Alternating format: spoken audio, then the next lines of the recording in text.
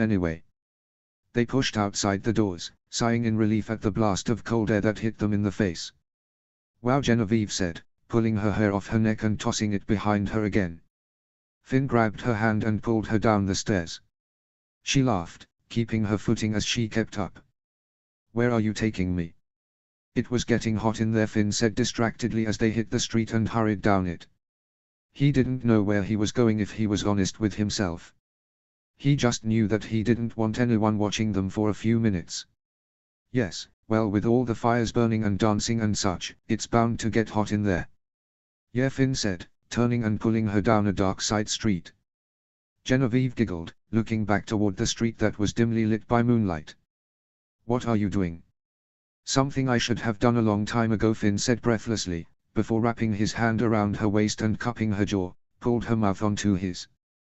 Genevieve froze and he kept the kiss gentle, even though his blood rushed for more. The heat of the hole still warmed their clothes and skin. He pulled away softly, kept his grip on her loose so she could push him away if she wanted to. She stared at him, her eyes wide in the darkness. Finn struggled for something to say and swallowed. But just as he took a breath, Genevieve reached up on her tiptoes and kissed him again, pulling him closer. He sighed and stepped forward, matching the speed of her mouth as she dragged her fingers into his hair. Tingles shot down his neck and she caught his lip between her teeth. Holy gods! Her back hit the wall and she moaned when he tilted her jaw up, kissing her more fully.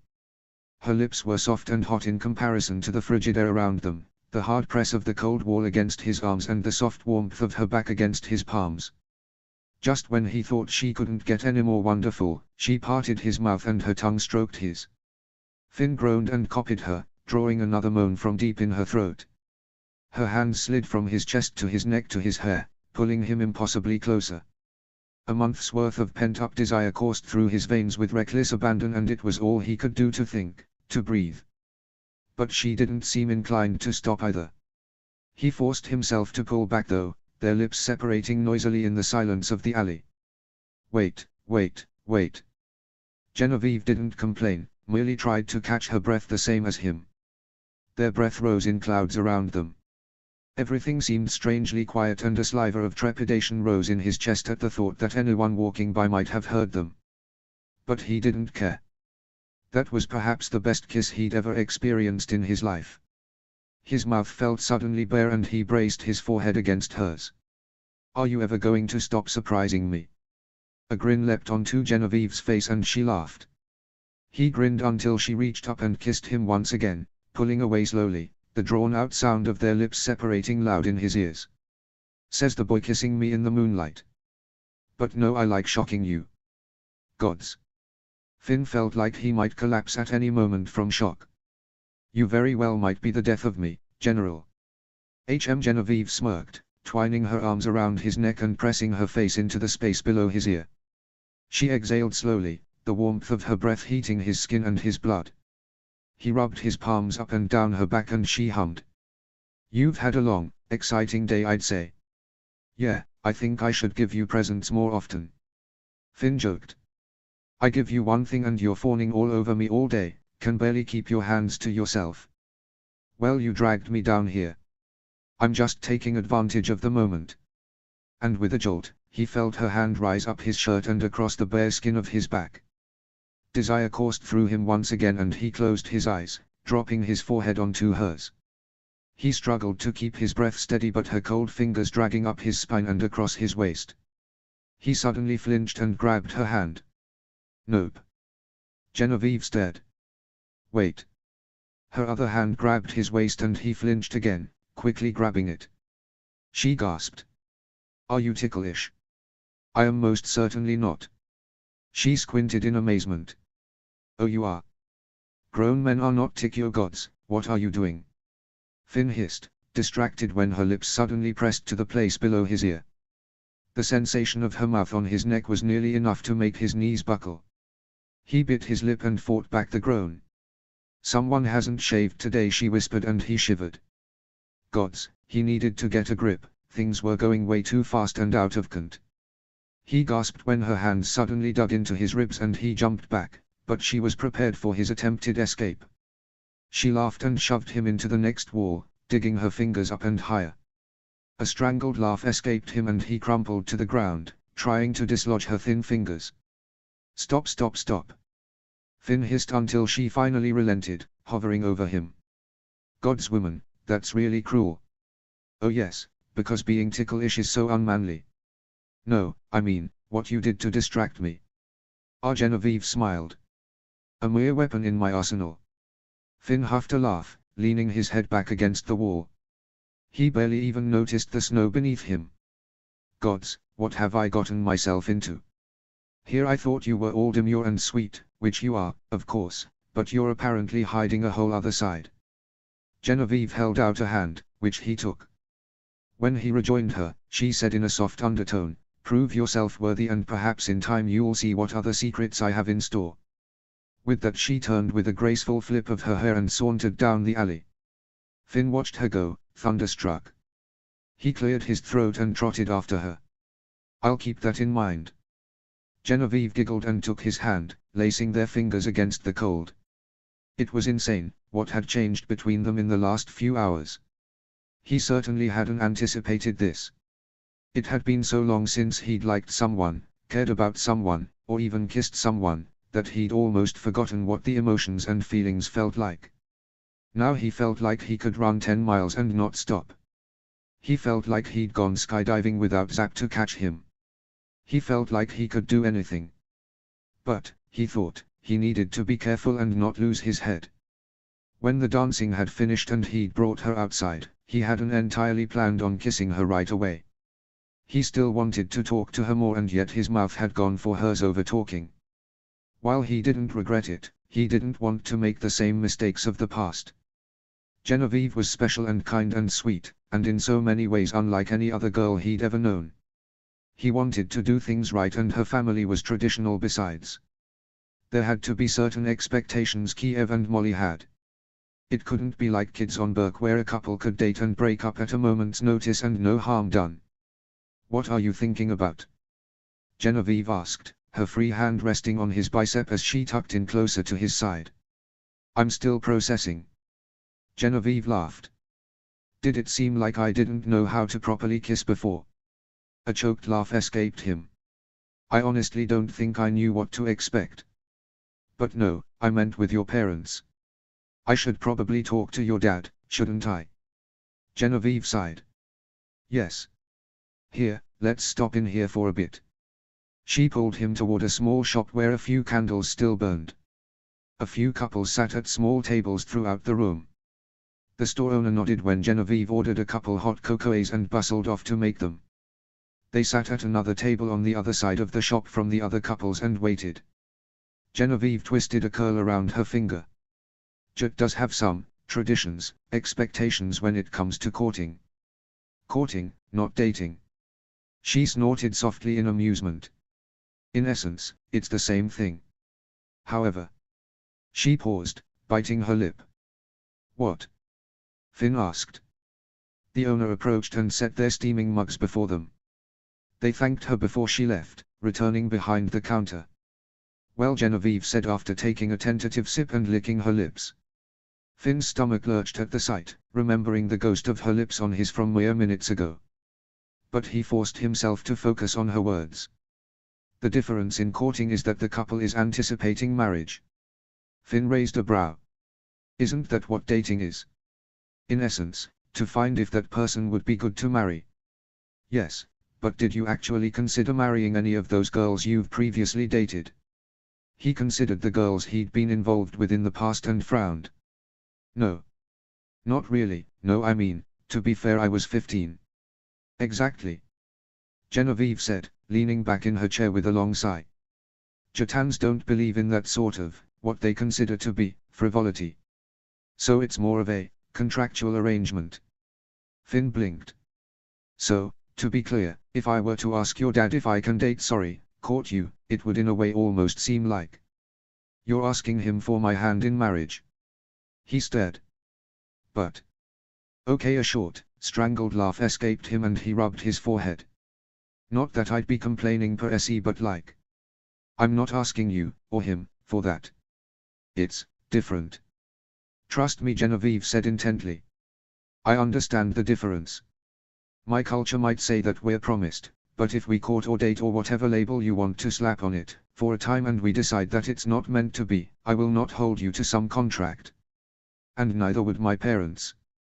Finn relaxed at her words, especially when she added, my sister, well, she had been betrothed to a boy and it didn't work out, and it was disappointing to both families, but we all moved on. I promise, no one is going to force a marriage on us.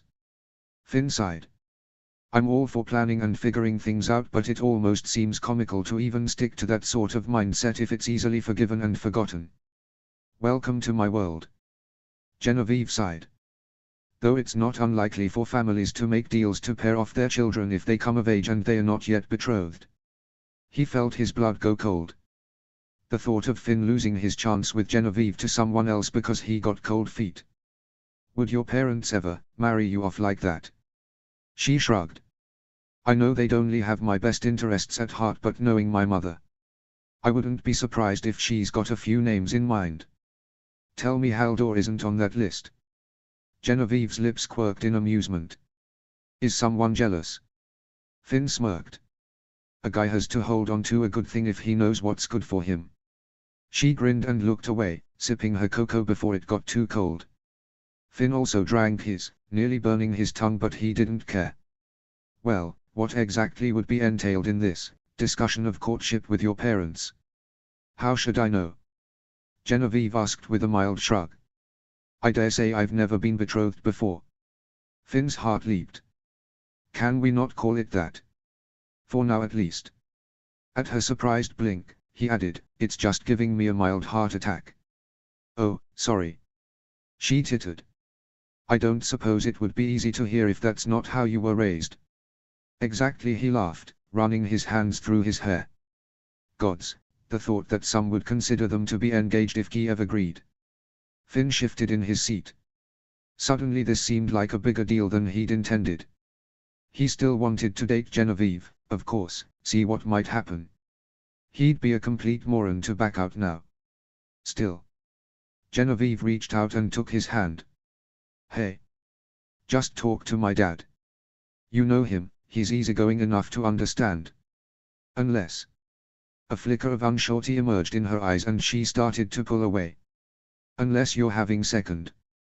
No, Finn tightened his grip on her hand. No, I'm not. I'm just. He sighed, looking down at their hands. He brushed a scarred thumb across her pale, unblemished skin. It's a little scary to consider. Remember when I told you about my rebellious streak a few years ago?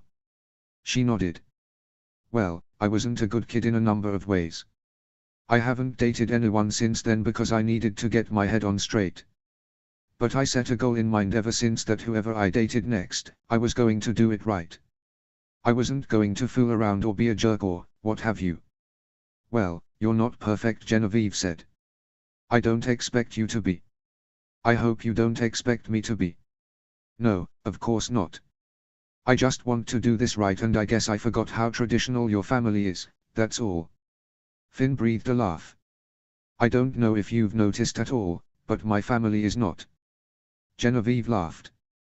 Well, your family has to have some traditions. He winced. No, not really. Aside from things we do as a family or normal holiday activities, we don't really stick to any particular customs. We're a bit footloose and fancy. Finn blew a raspberry. What the heck is that supposed to mean? You've never heard that phrase before? No. Have you been spending a lot of time with Cliff? In case you hadn't noticed, I've been spent the entire evening with you. Good. There's hope for your vocabulary yet. Genevieve giggled.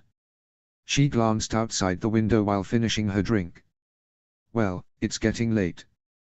We should head back. Right, Finn said, standing and ushering her to the door. They nodded their thanks to the store owner before stepping outside. Finn noticed the only remaining couple in the shop watching as they left, perplexed expressions on their faces. I best talk to your dad ASAP, he said as they walked through the cold. She looked up at him in confusion. Lest we have many a confused people on our hands. Oh, them. Genevieve waved a hand. Those two are always in there, goggling into each other's eyes and kissing. It's revolting. Finn snorted. He should at least take her somewhere less localized if he wants to do that. That way he can kiss her to his heart's content without the rest of the world knowing. So scandalous, Genevieve said, nudging him in the ribs. What would her parents think? They laughed as they made their way through the town and eventually came upon her house. They entered quietly, flushed from the cold, but were instantly accosted by Molly. "Where have you two been?" she demanded, her hands akimbo. "The temperature is dropping. Snow falling in waves. Do you both want to catch your death?" "No, but I suspect someday it will catch me unawares," Finn said, earning a giggle from Genevieve. "Don't you be clever with me," Molly stated, though he could see the amusement in her eyes. "You've only a handful of days left on Jet and we'll be lucky if we hand you back in one piece. If you've learned anything about me in the last month, I hope it's that I'm quite sturdy." Molly sighed as Kiev descended the stairs. "Husband, I don't know how the Haddocks can stand his near-constant quips." "Wife, I'm quite sure the Haddock household would not survive without 3 square meals of sass a day." Finn smirked.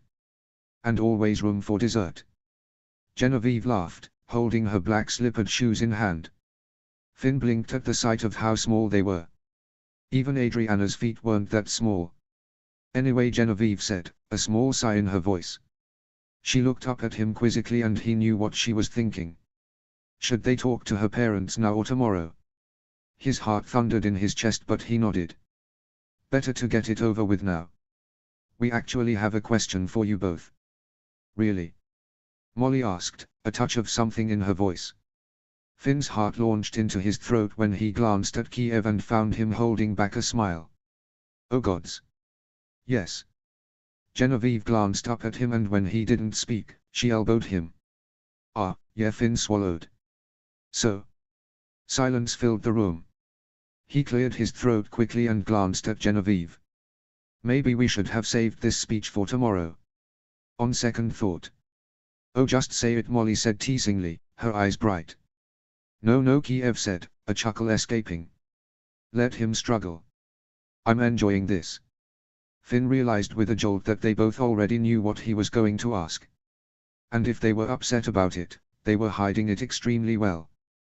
But no, they were both smiling, beaming in fact. He instantly relaxed. "With your permission, I'd like to, court your daughter." "Oh," he even used the right term, Molly said, hands clasped under chin, the most Genevieve pose he'd seen on her to date. She whirled to Kiev in excitement. "Well." Kiev was still smiling, but he looked like he was trying to force himself to be serious. "To be frank with you." "Hi Frank, I'm Finn." The Sullivans burst out laughing and Finn grinned. "Sorry, I couldn't resist." "My goodness," Genevieve sighed. "To be honest with you," Kiev said, laughter abating. "I've been waiting for you to ask me this for weeks." Finn blinked. "Really?" "Yes. Molly and I have been plotting." Genevieve went rigid. "Plotting? I mean, hoping that." Molly interrupted. "Well, honestly, with all the flirting and talking and scheming you two have been up to in the last 2 weeks alone, we were wondering when it might happen. Even your father mentioned it a few times," Kiev said, eyes twinkling. "Of course he did." Finn sighed, glancing down at Genevieve. "To be honest, I've thought about it a lot the last few weeks, this past week especially, and we've been so busy I couldn't really find the right time for us to really talk it over. And then Jen asked me to dinner and, yeah." Molly seemed to swell with pride and Genevieve flushed. "My only concern," Finn said, focusing on Kiev, "is what courting entails by definition on Jet. Because on Burke people date and if the couple wants to get married in the end, then they can. But, well, Jet is just different." Jen explained a bit of it, but I don't know what your expectations are, I guess. Kiev nodded in understanding. "Let's sit." They took seats in the living room, Genevieve tucking her feet beneath the folds of her red dress. Finn sat beside her, Kiev and Molly on the other couch across from them. Kiev folded his hands.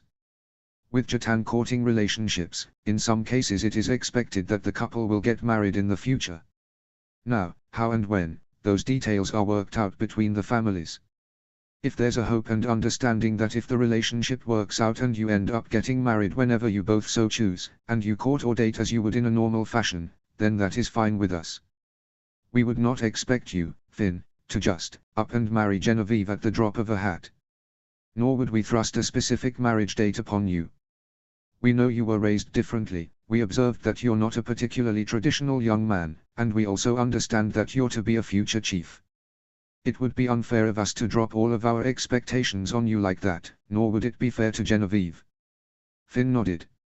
So in essence, it doesn't matter what we're going to call it, but we're dating like normal, and if it works out, great.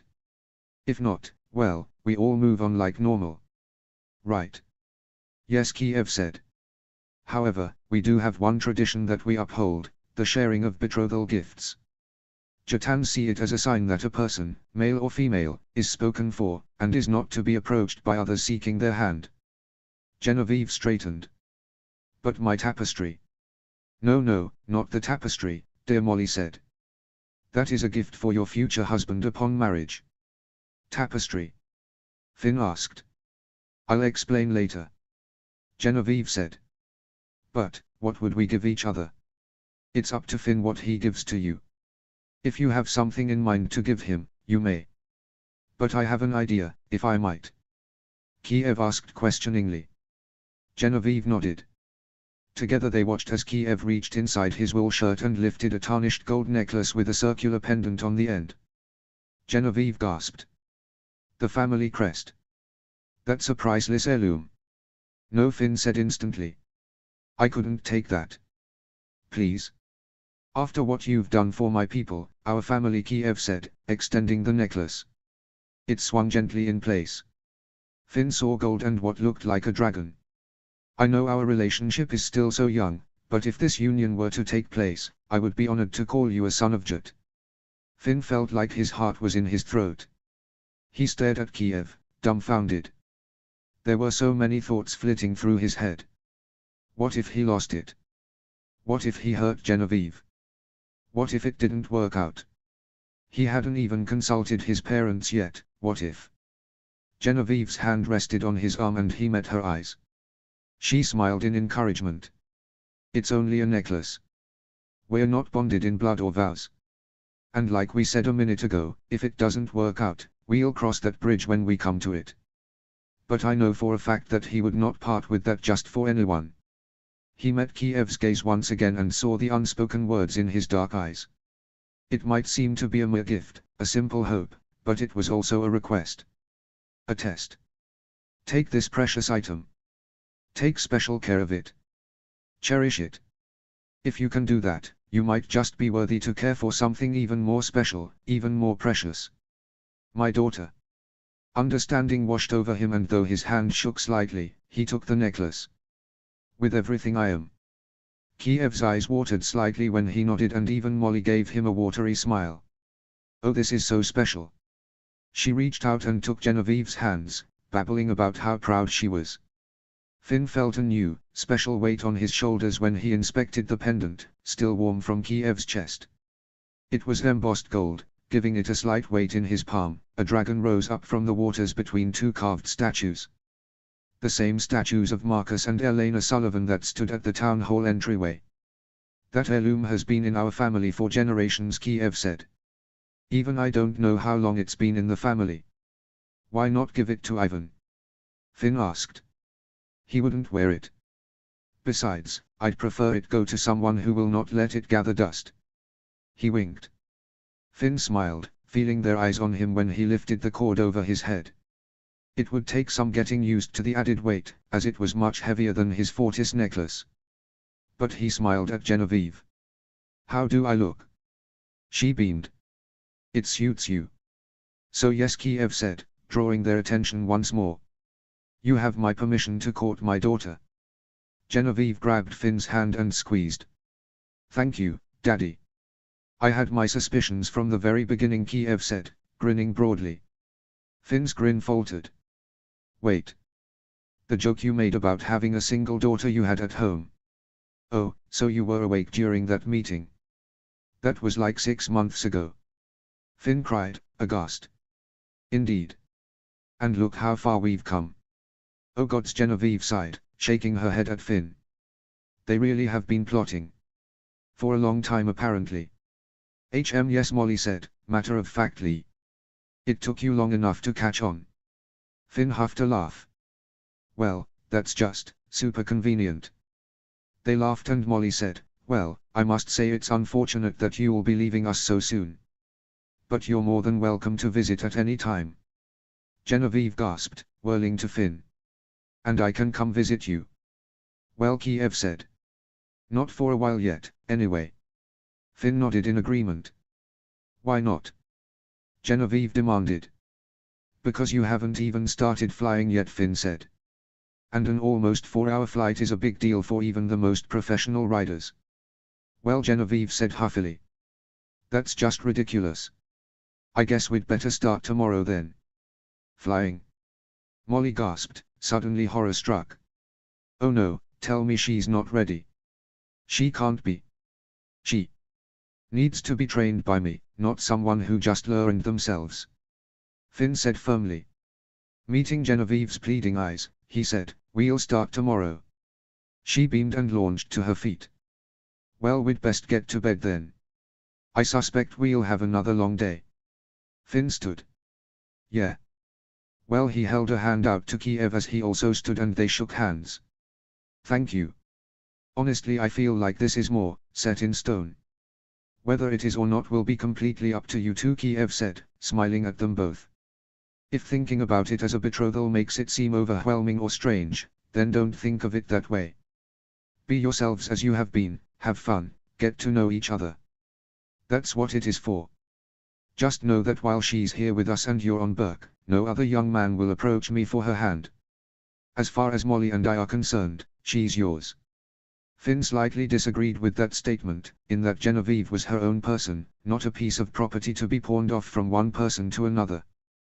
But he knew that was tradition speaking, not a misogynistic, proud man who didn't care for women. He had no doubts that Kiev loved his daughter very much, and if this really did work out, he'd be happy to see them together. But Finn resolved not to think about it that way. It would be a long time before he saw Genevieve as his betrothed. The Jatans could call it what they wanted, but as far as he saw it, Genevieve was now his girlfriend, and he didn't need to worry about any other boys trying to wedge him out of the picture. Kiev and Molly would vouch for him. Genevieve could ward them off with a single word. He could take his time. They could get to know each other, spend as much time with each other as they wanted. His heart leaped with excitement at the thought. They bid Kiev and Molly good night and headed for the stairs, Genevieve grinning at him as they hit the landing. Finn walked her to the door where she faced him, still beaming. So, we're dating now. Finn pushed a hand through his hair with a short laugh. Yeah, we are. I didn't expect any of this to happen today. I didn't either. When I asked you to dinner this morning. I don't know, I guess I just realized that you're going to be leaving in a few days and... She paused, sadness flickering across her face. And I don't want you to go. A pang of sadness hit him full force in the gut. But he forced himself to say, well, you've still got me for 3 more days. And until you can make the flight to Burke, I'll come visit you. Yes, but with the convocation coming, you're going to be busy, Genevieve said. You're not going to have time to traipse all the way out. Finn leaned down and silenced her with a soft kiss. She froze in surprise and slowly reached up, her fingers twining into his hair as she kissed him back. He pulled away gently. I'll make time. Don't ever doubt that, General. It'll be a long-distance relationship, but we can make that work. He brushed a curl out of her eyes and added, like your dad said, there's no rush. We can take our time.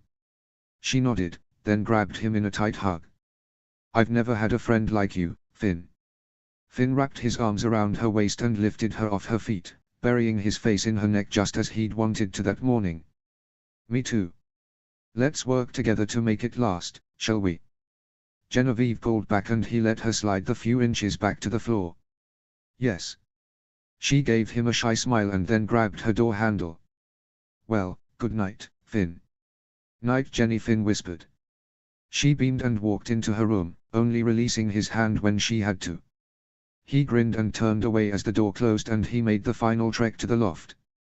As soon as he entered the room and began to shuck his many layers, however, he found that he wouldn't be able to sleep for some time. His mind and heart were both going a mile a minute. He paused in pulling off his boots and glanced at the window. He needed to get out, fly, run, do something to get all this pent-up energy and crazy joy out. He yanked his boots back on, grabbed his coat and opened the window. A blast of cold air pushed his hair back but he barely felt it. Carefully climbing onto the roof, he leaned over the edge and found Zap snoozing in the space between the house and the barn. "Zap," he whispered. Her head shot up and she found him in moments. She came to stand and looked up at him curiously. He waved her upwards. "Come here." Zap launched into the air until she was hovering over him. If the Sullivans were listening they could probably hear her wing beats, but again he didn't care. He jumped and pulled himself hand over hand into the saddle and steered her toward the open sea. Zap seemed to sense his urgency and chirped, pointing her nose upwards and pumping her wings so they rose higher and higher and higher, until Jet was nothing but a blot of darkness beneath them. The moon was high in the sky, unblocked but clouds. Stars twinkled above them. Finn looked at them unseeingly before letting loose a shout of excitement. Zap jerked in surprise but then chortled. Finn grabbed her by the neck and gave her a hard shake. "Zap, I've got a girlfriend. Not only that, she's the best girl in the world and we kissed and I'm practically engaged and that's terrifying, but who cares because she's worth it." Zap chortled again. Finn laughed, flopping onto his back and staring at the stars. "Gods, I haven't been this happy in a long time, Zappy." She crooned and he patted her side, scratching her scales. He'd have to figure out a betrothal gift to give Genevieve, he remembered. He'd have to figure that out before he left. That way there'd be no question in her mind or her parents' minds that he was serious and not going to take his sweet old time on returning the exchange. And Kiev gave him a family heirloom as their betrothal gift. He pulled it out and looked at it. It glinted in the moonlight and he wondered at how they trusted him. Seemingly from the very beginning they'd suspected that he and Genevieve might make a good match. Granted he'd liked her from the very first conversation, had been intrigued and enthralled with her with nearly every conversation. But she was not only kind and smart, but she also wasn't afraid to tell him when he was wrong. That conversation about his sister had been perhaps the most eye-opening discussion he'd had with her. There was value in honesty. And she wanted to be a partner in a relationship, not be an obedient little housewife. She wanted to be involved and cared for. She wasn't afraid of the idea that if this were to work out between them, she would be the chiefess of Burke. The thought caused his heart to lurch in his chest. It was a terrifying thought, him considering marriage. He didn't have to think about that right now though. As Kiev had said and he'd even reminded Genevieve, they could take their time, as long as they wanted. But it was intensely encouraging to know that he might have found a girl who was not afraid of the possibility. He'd do whatever it took to prove himself worthy, to treat Genevieve right. He'd never felt so strongly about something before, so intensely. And even with all that running through his mind, a single thought lifted to the forefront of his mind, and his eyes burned. Benin would have loved her, Zap. He'd have loved both of you. Zap crooned and continued her slow descent. Finally noticing the cold, Finn rubbed the tears out of his eyes and shivered. Sitting up he patted Zap on the side. "A few more days and we're going home, Zappy. So much has changed, huh?" She nodded in a distinctly dragonesque way and he laughed, the wind snatching away his breath. He bent and kissed her between the eyes, her purr making his insides vibrate slightly. "Come on. Let's get back to the house. We've got a long day of first flights tomorrow." When Genevieve woke the next morning, for a moment she couldn't remember why she was so happy. Then, with a thrill in the pit of her stomach, she recalled everything that had happened the previous night and her eyes flew open. From dinner to dancing to kissing and finally, her parents giving their blessing. She was dating fearless Finn Haddock, heir to Burke. Suddenly wide awake, she threw off the covers and bounced out of bed. She threw on the first pair of warm clothes she could find, remembering with another jolt in the pit of her stomach that Finn would be training her and Max on flight today. She paused in pulling on warm wool socks, gazing out her window. She'd only flown once with Finn and Zap so far. She'd yet to ride on Max, or even sit astride him for that matter. They'd test out her new saddle and, well, she didn't know what would happen next. Finn had alluded to the fact that Finn wouldn't be sitting on Max with her, but how else was he going to teach her? Her stomach suddenly in knots, she continued pulling on warm socks and shoes and quickly fixed her hair. Pulling it into a low braid made the most practical sense for flying, but she briefly wondered if Finn preferred to see her hair down or styled. Did he even know the answer to that question yet? But he had to have some idea, if his near-constant looking and pushing curls out of her face were any indication. It had been a test at dinner when she'd first slid her foot forward to touch his, to gauge his reaction. She'd quickly figured out in the last few weeks that Finn was no stranger to touch. When conversing with Cliff or Thuggery or even Zap, he was almost always touching or poking or prodding. When she'd first been getting to know him, she'd wondered if he was just stir-crazy. But no, she'd learned quickly that touch was his method of showing affection. He wasn't eloquent or keen on speaking about how he felt. The handful of conversations they'd had about personal topics had shown that it wasn't easy for him to talk about things. But touch. He seemed to have no reservations there. She bit back a grin, remembering him pulling her down that alley before kissing her.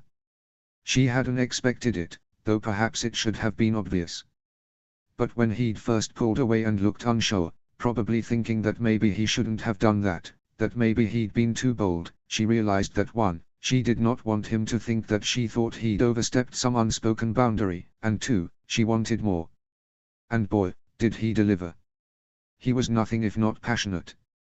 He'd seemed just as breathless by her, but in truth, she hadn't known what she was doing really.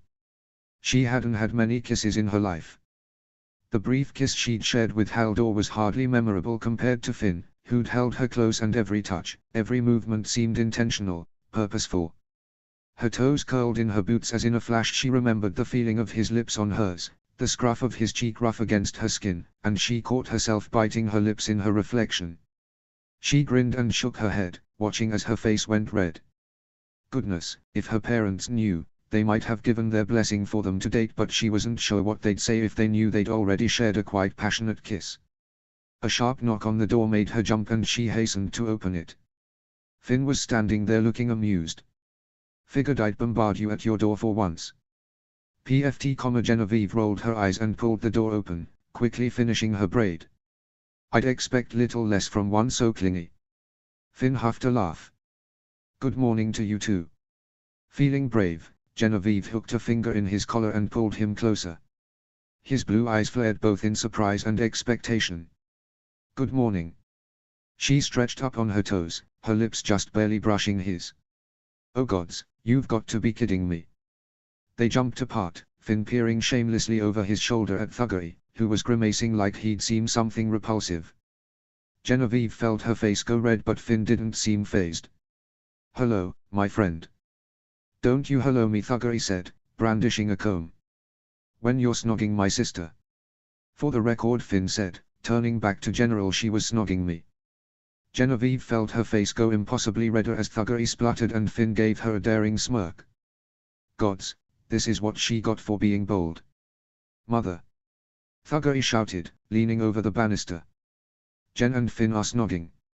Finn winced this time. Oh, Thuggery, Molly sighed from the kitchen.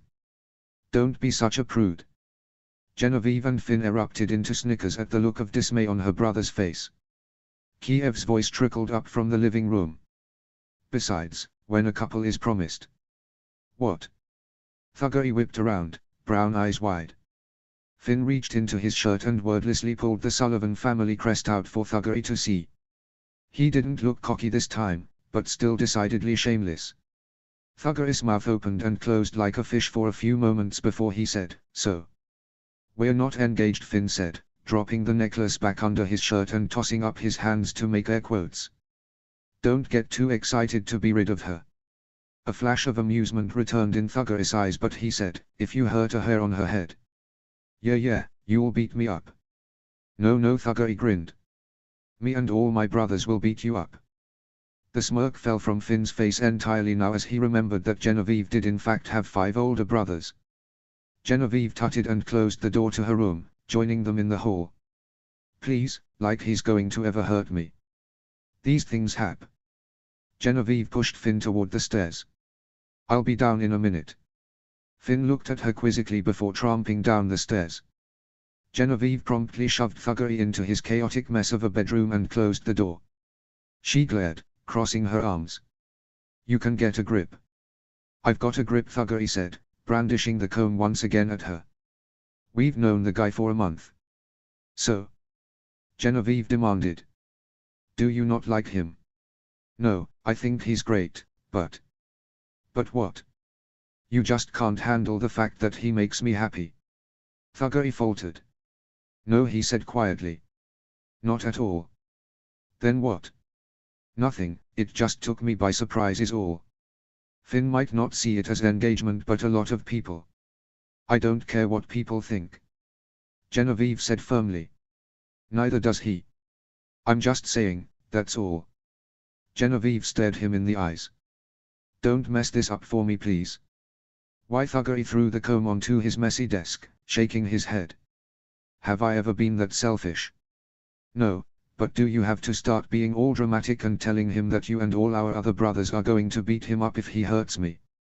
That's a requirement for all brothers to say. Besides, if I'm honest with you, Finn would totally kick my butt if I tried. A laugh escaped her before she could rein it in. Yes, probably so. They were silent for a moment until Thuggery sighed. All right. I'll try to keep my mouth shut and not be all dramatic. Thank you. Genevieve said before leaving his room. Finn looked up at her curiously as she descended the stairs. Everything okay? Yes, just giving my overprotective, know-it-all brother a talking to, she said, plucking his piece of toast out of his hand. Finn frowned indignantly when she took a bite. Be thankful you don't have brothers. Worse. I have a twin. And a brother-in-law. Finn said, looking out the window. Well, if you're done stealing my breakfast, we'd better get a move on. Trainees are already heading to the arena and I've got to get everybody in the air before lunch. Why? Thuggery asked as he descended the stairs 3 at a time. Kiev looked up from his book from the couch and even Molly paused in her cooking. Because time flies when you're in the air, Finn said, straightening. If I can get everyone flying before lunch, then each of you can practice and ask questions before I leave. The air seemed to squeeze out of her lungs at the words, but Finn seemed to hide the discomfort well. Genevieve finished the toast and quickly drank a small cup of coffee. All right, I'm ready. Well, let's go then. Thuggery shouted, charging out the door with gusto. Genevieve restrained herself from holding Finn's hand on the walk to the arena. As much as she wanted to, she didn't want people to pepper them with questions all day. She wanted to focus on flight training. She shivered with anticipation as they walked into the arena, Max and Zack bounding ahead of them. It was amazing to see how quickly Max had grown accustomed to the villagers and dragons in the last week since the raid. It seemed as if once he'd bonded with her, he'd seen the village as less and less of a threat as the days went by. He nuzzled her cheek as all the trainees stood at attention while Finn took the front. For the most part, she'd had separate lessons from the men. But today Finn had mashed them all together, a few of them glancing her way as Finn explained the general rules of flight. It was thankfully not a very windy day, but she wasn't sure if that would really make any difference. When he dismissed everyone to saddle their dragons, Finn came to her side, and she found herself positively shaking in her boots. Finn, his eyes met her instantly as he helped her saddle Maximum. I don't know if I'm ready for this. He finished a strap and faced her fully. Do you want to wait? She sighed. No, but yes. He smiled in understanding. It's normal to be afraid. There are still times when I panic in the air, and I've been flying my entire life. Yes, but you know what to do if something goes wrong. And that's why I'm here. I'm not going anywhere until I'm confident you know what you're doing. Genevieve sighed, steeling her nerves. He brushed a warm hand up her arm and she found the touch encouraging. She nodded. Okay. She watched as he explained the various loops and straps on the saddle.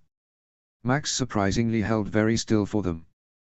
When it was properly fitted, Max shook his hide and walked around, glancing back at the odd contraption now strapped to his spine. Finn gazed around the arena and found everyone's dragons saddled, the trainees watching and waiting expectantly. Even Ivan was present beside Brutus, his nada. He bobbed his head toward the door. "Follow me." He and Zap led the way into the street that opened into the village and instructed everyone to spread out and face the sea. Genevieve gulped when she realized that many villagers were standing in the streets, watching on with wide eyes. And then her heart launched into a hard and fast beat when she also realized Finn would have them take off right on the cliff edge. "Saddle up!"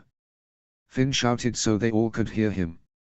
He didn't join Zap yet though, instead coming to Genevieve's side to help her.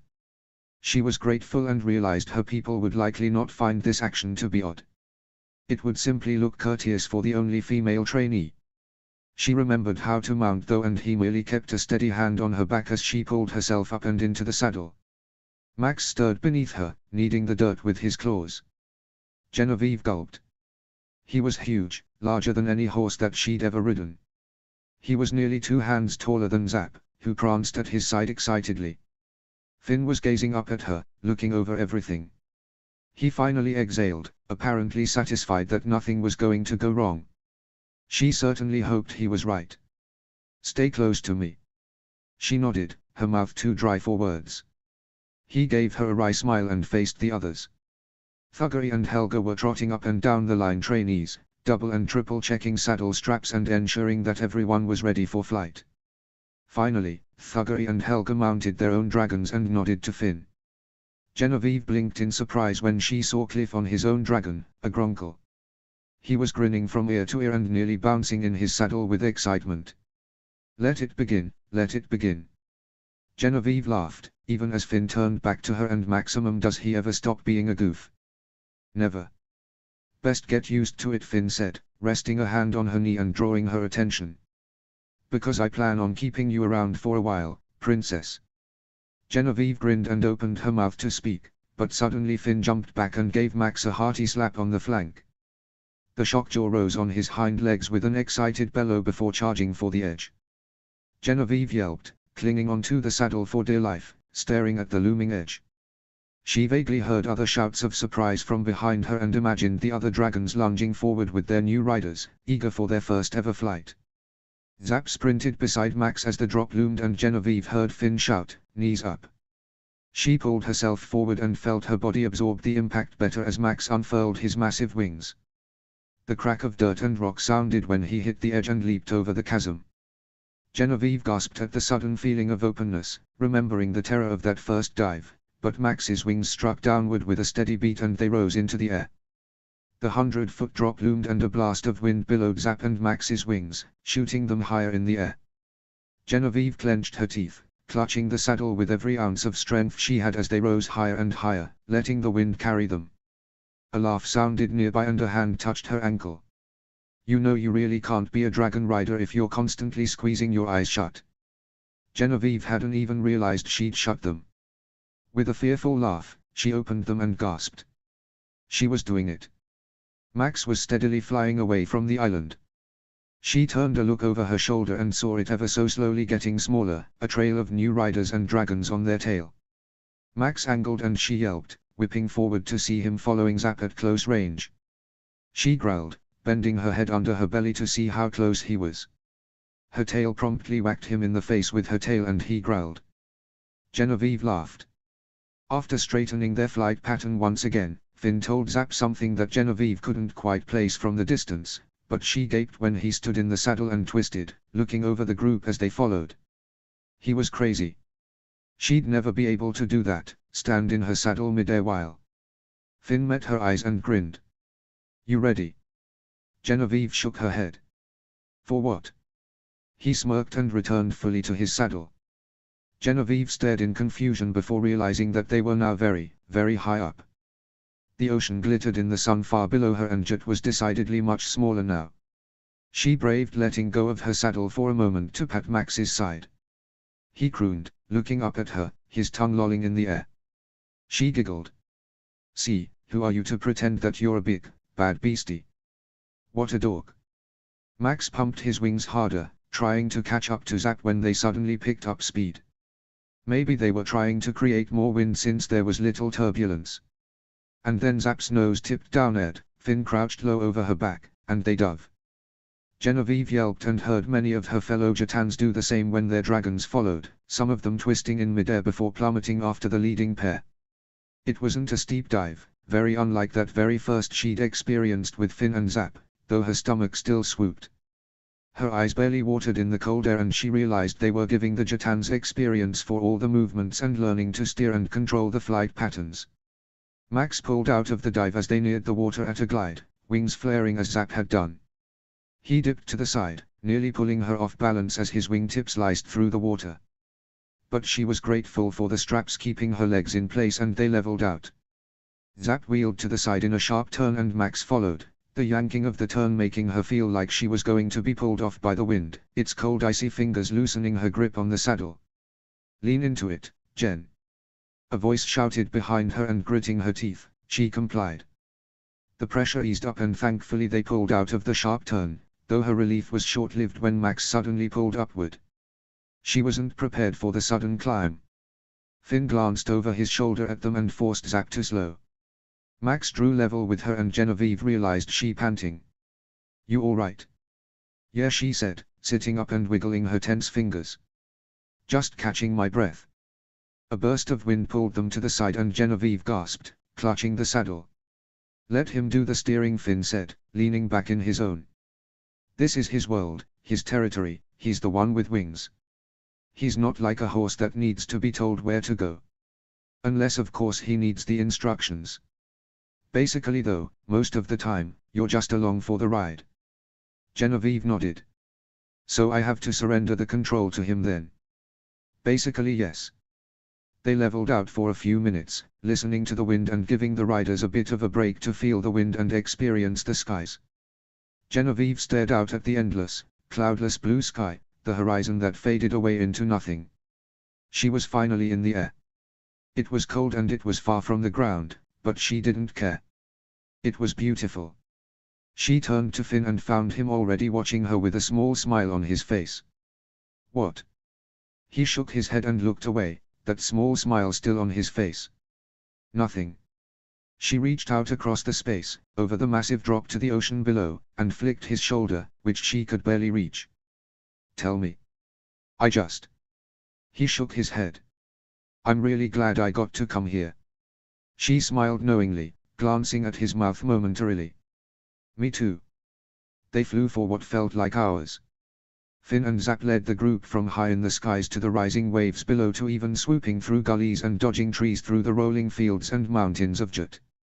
The group was exhausted, human and dragon alike, by the time they landed in the arena once more, but the village was buzzing with excitement when they eventually returned.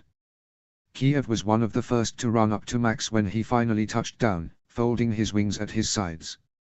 "Well, how'd it go?" Genevieve grinned despite her shaky legs and arms. "It was amazing." Finn emerged on her other side, helping her to undo the straps binding her legs. Kiev disappeared to talk to Ivan, who'd just touched down and was talking animatedly. "You did great. See, what did I tell you, no falling off." "Well, to be fair, it started pretty rough." "Nah, it didn't," Finn amended as she stood. "Now careful, careful." Genevieve yelped when her foot got caught on a stirrup and she nearly toppled headfirst onto the pavement. Finn dove and caught her full weight in his chest. He tried to catch his footing but they collapsed in a mad heap of limbs. "Oh gods, I'm sorry." Genevieve sat up, flushing with embarrassment. Finn was laughing as he sat up. Kiev and Thuggery rushed forward to help them stand, but Finn didn't seem fazed at all. "I told you, be careful." "Sorry," she said sheepishly. She glanced to the side and saw Haldor watching them with mirthless eyes. She blinked and returned her focus to Finn, wiping the dirt off his jacket. "Clumsy." "It's happened to the best of us," Finn said, smirking. "Falling for me, that is." "Oh you." She turned away and marched to Max, ignoring his laugh. She shook her head and gave Max a big hug, scratching his neck. "I'm just going to write off boys altogether except for you, Maxie." Max rumbled, making her insides quake and quicker. She giggled and pulled away, rubbing his snout. "Who's my big boy?" He sniffed her hair and then crammed his nose into the soft space below her ear. She jerked back, rubbing her skin furiously at the ticklish sensation. "Stop that." Genevieve. She froze, her stomach turning uncomfortably. She found Haldor standing beside her, arms crossed but expression clear. Yes? She asked, trying to sound pleasant. Can I talk to you for a minute? She thought she'd rather not, but forced herself to nod. But she remained at Max's side, stroking the wet silk nose he placed over her shoulder. She wondered briefly if Max was trying to intimidate the other boy. I was wondering, Haldor began, flicking his dark hair out of his eyes. If we could talk in private though. I don't think that would be wise. Why? He asked. She knew that the slight crease beneath his brows meant he was trying not to frown, but she could sense his impatience. As if he didn't want anyone seeing them talking. Or perhaps, more specifically, someone. Because I don't want to. Look, Jen, Haldor said, a small sigh in his voice as he glanced around and lowered his voice. I know you said you didn't like me anymore. Over a year ago, I might add. But I was thinking. That's dangerous. His hazel eyes flared in annoyance, but bless his good upbringing to keep his temper in check, because his tone was still even as he said, that maybe you should give me another chance. Genevieve frowned. Why? I made myself clear, didn't I? Chapter 41, Berthalatog. Chapter text. It was upon a white, snowy terrain that the Burkians rose on Snoggletog morning. It had snowed long into the night, burying much of the village in snow, which made it slightly difficult for its inhabitants to travel from house to celebrate. Yet it was not without much excitement. The Burkians greeted each other with hugs and happy tidings as they delivered gifts and shared hot pastries, thoroughly bundled against the frigid air. One small house in particular was near bursting with excitement. Despite Adriana's inability to be active on Snoggletog morning, nothing could put a damper on her spirits as she and Eric woke to celebrate his 19th birthday and their first Snoggletog together as a married couple. She'd insisted on Eric opening his birthday presents in bed, and he'd been pleased by the new leather notebook and feather quill she'd acquired, not to mention the rather large assortment of baked goods she'd made the day before. When he'd arrived from work covered head to toe in snow, he'd paused at the sight of their entire countertop and dining table buried in mountainous towers of baked goods. She knew about a few more gifts he'd receive at her parents' house later, but he did not seem to be complaining. Alas, they'd spent much of the night talking, which eventually led to kissing and, well, other things, and she knew that assortment of activity meant more to Eric than a wide variety of trinkets. Still, Adriana couldn't fight the small spurt of annoyance she felt that she couldn't frolic around the house in her excitement as much as she'd like to. Excited as she was for the day's events, she found she really wanted to pull on her snow gear and run outside with their friends, many of whom they could see sprinting through the snowy streets and pelting each other with snowballs. Instead, she found even walking from one end of the small house to the other to be taxing in and of itself, much less putting on all that gear.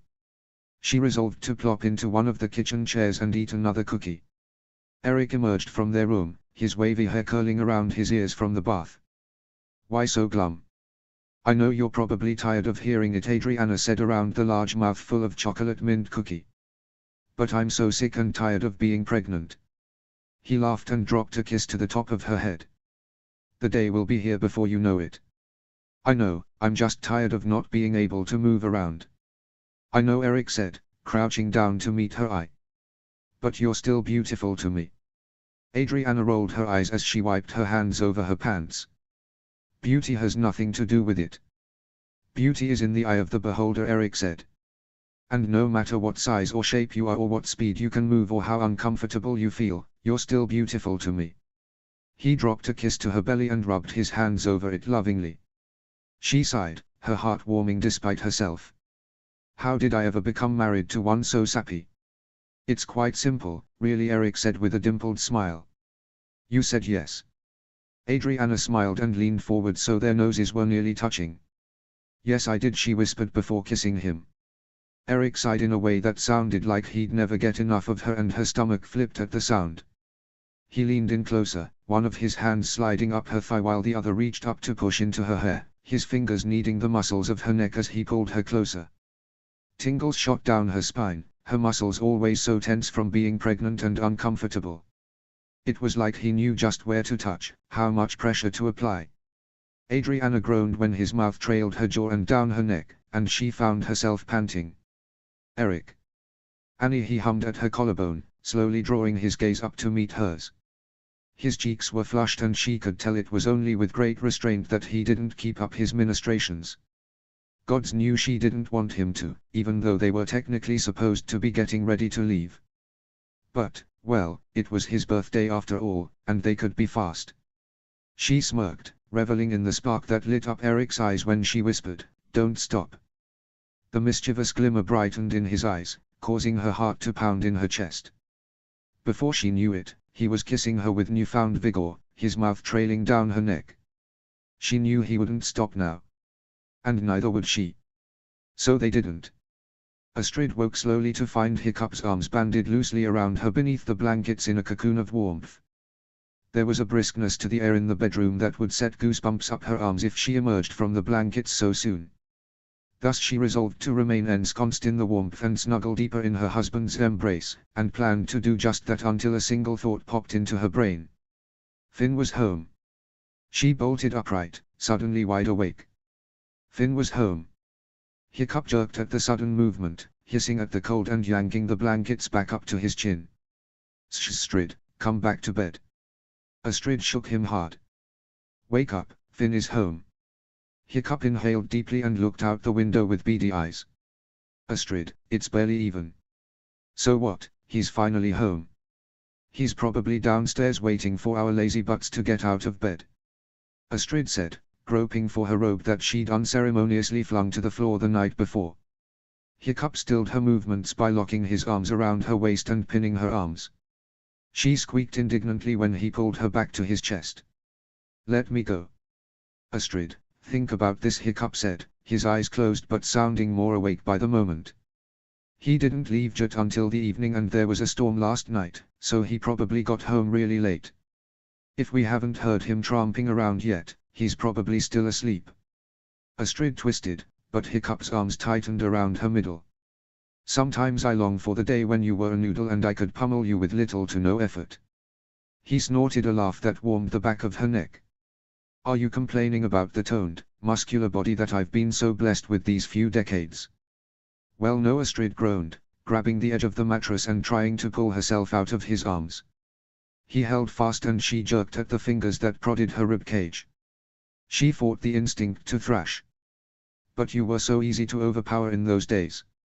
Hiccup hummed, definitely sounding awake now. I mean, you can still overpower me if you fight hard enough. But I have to admit that it's kinda nice, being able to counteract that. Without warning his fingers arched at her sides and Astrid yelped, thrashing and fighting to get away. No, stop, let go, Hiccup. Absolutely not, Hiccup said, now looming over her and grunting when her leg made impact with his stomach. A strangled laugh escaped her and Astrid clamped down on it, managing to grab one of his arms and push them into a half-sitting position while his other hand attacked her armpit. With a squeal Astrid kicked off the bed but her grip on Hiccup's arm was too tight. When she toppled backwards off the bed, she took him down with her.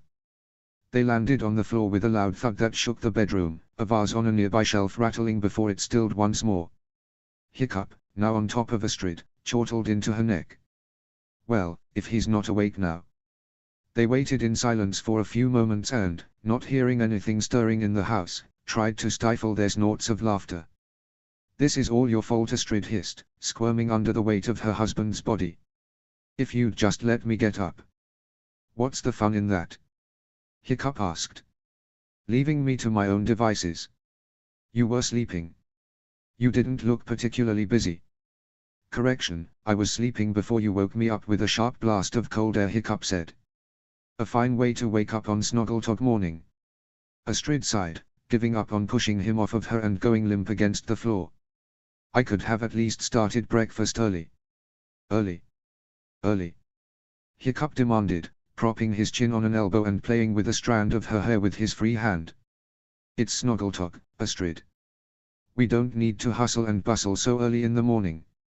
I know, I just got excited, she said, sliding a hand up his back in an up and down motion that she knew he enjoyed. She sighed, staring at the ceiling with pursed lips.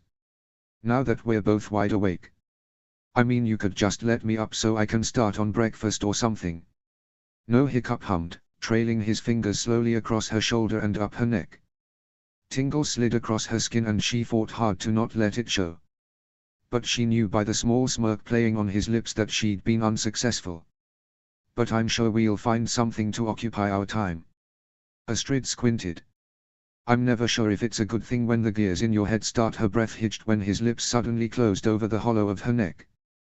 The silence of the room combined with the sound of his lips trailing small kisses on her skin made it very hard to concentrate on what she'd been saying before.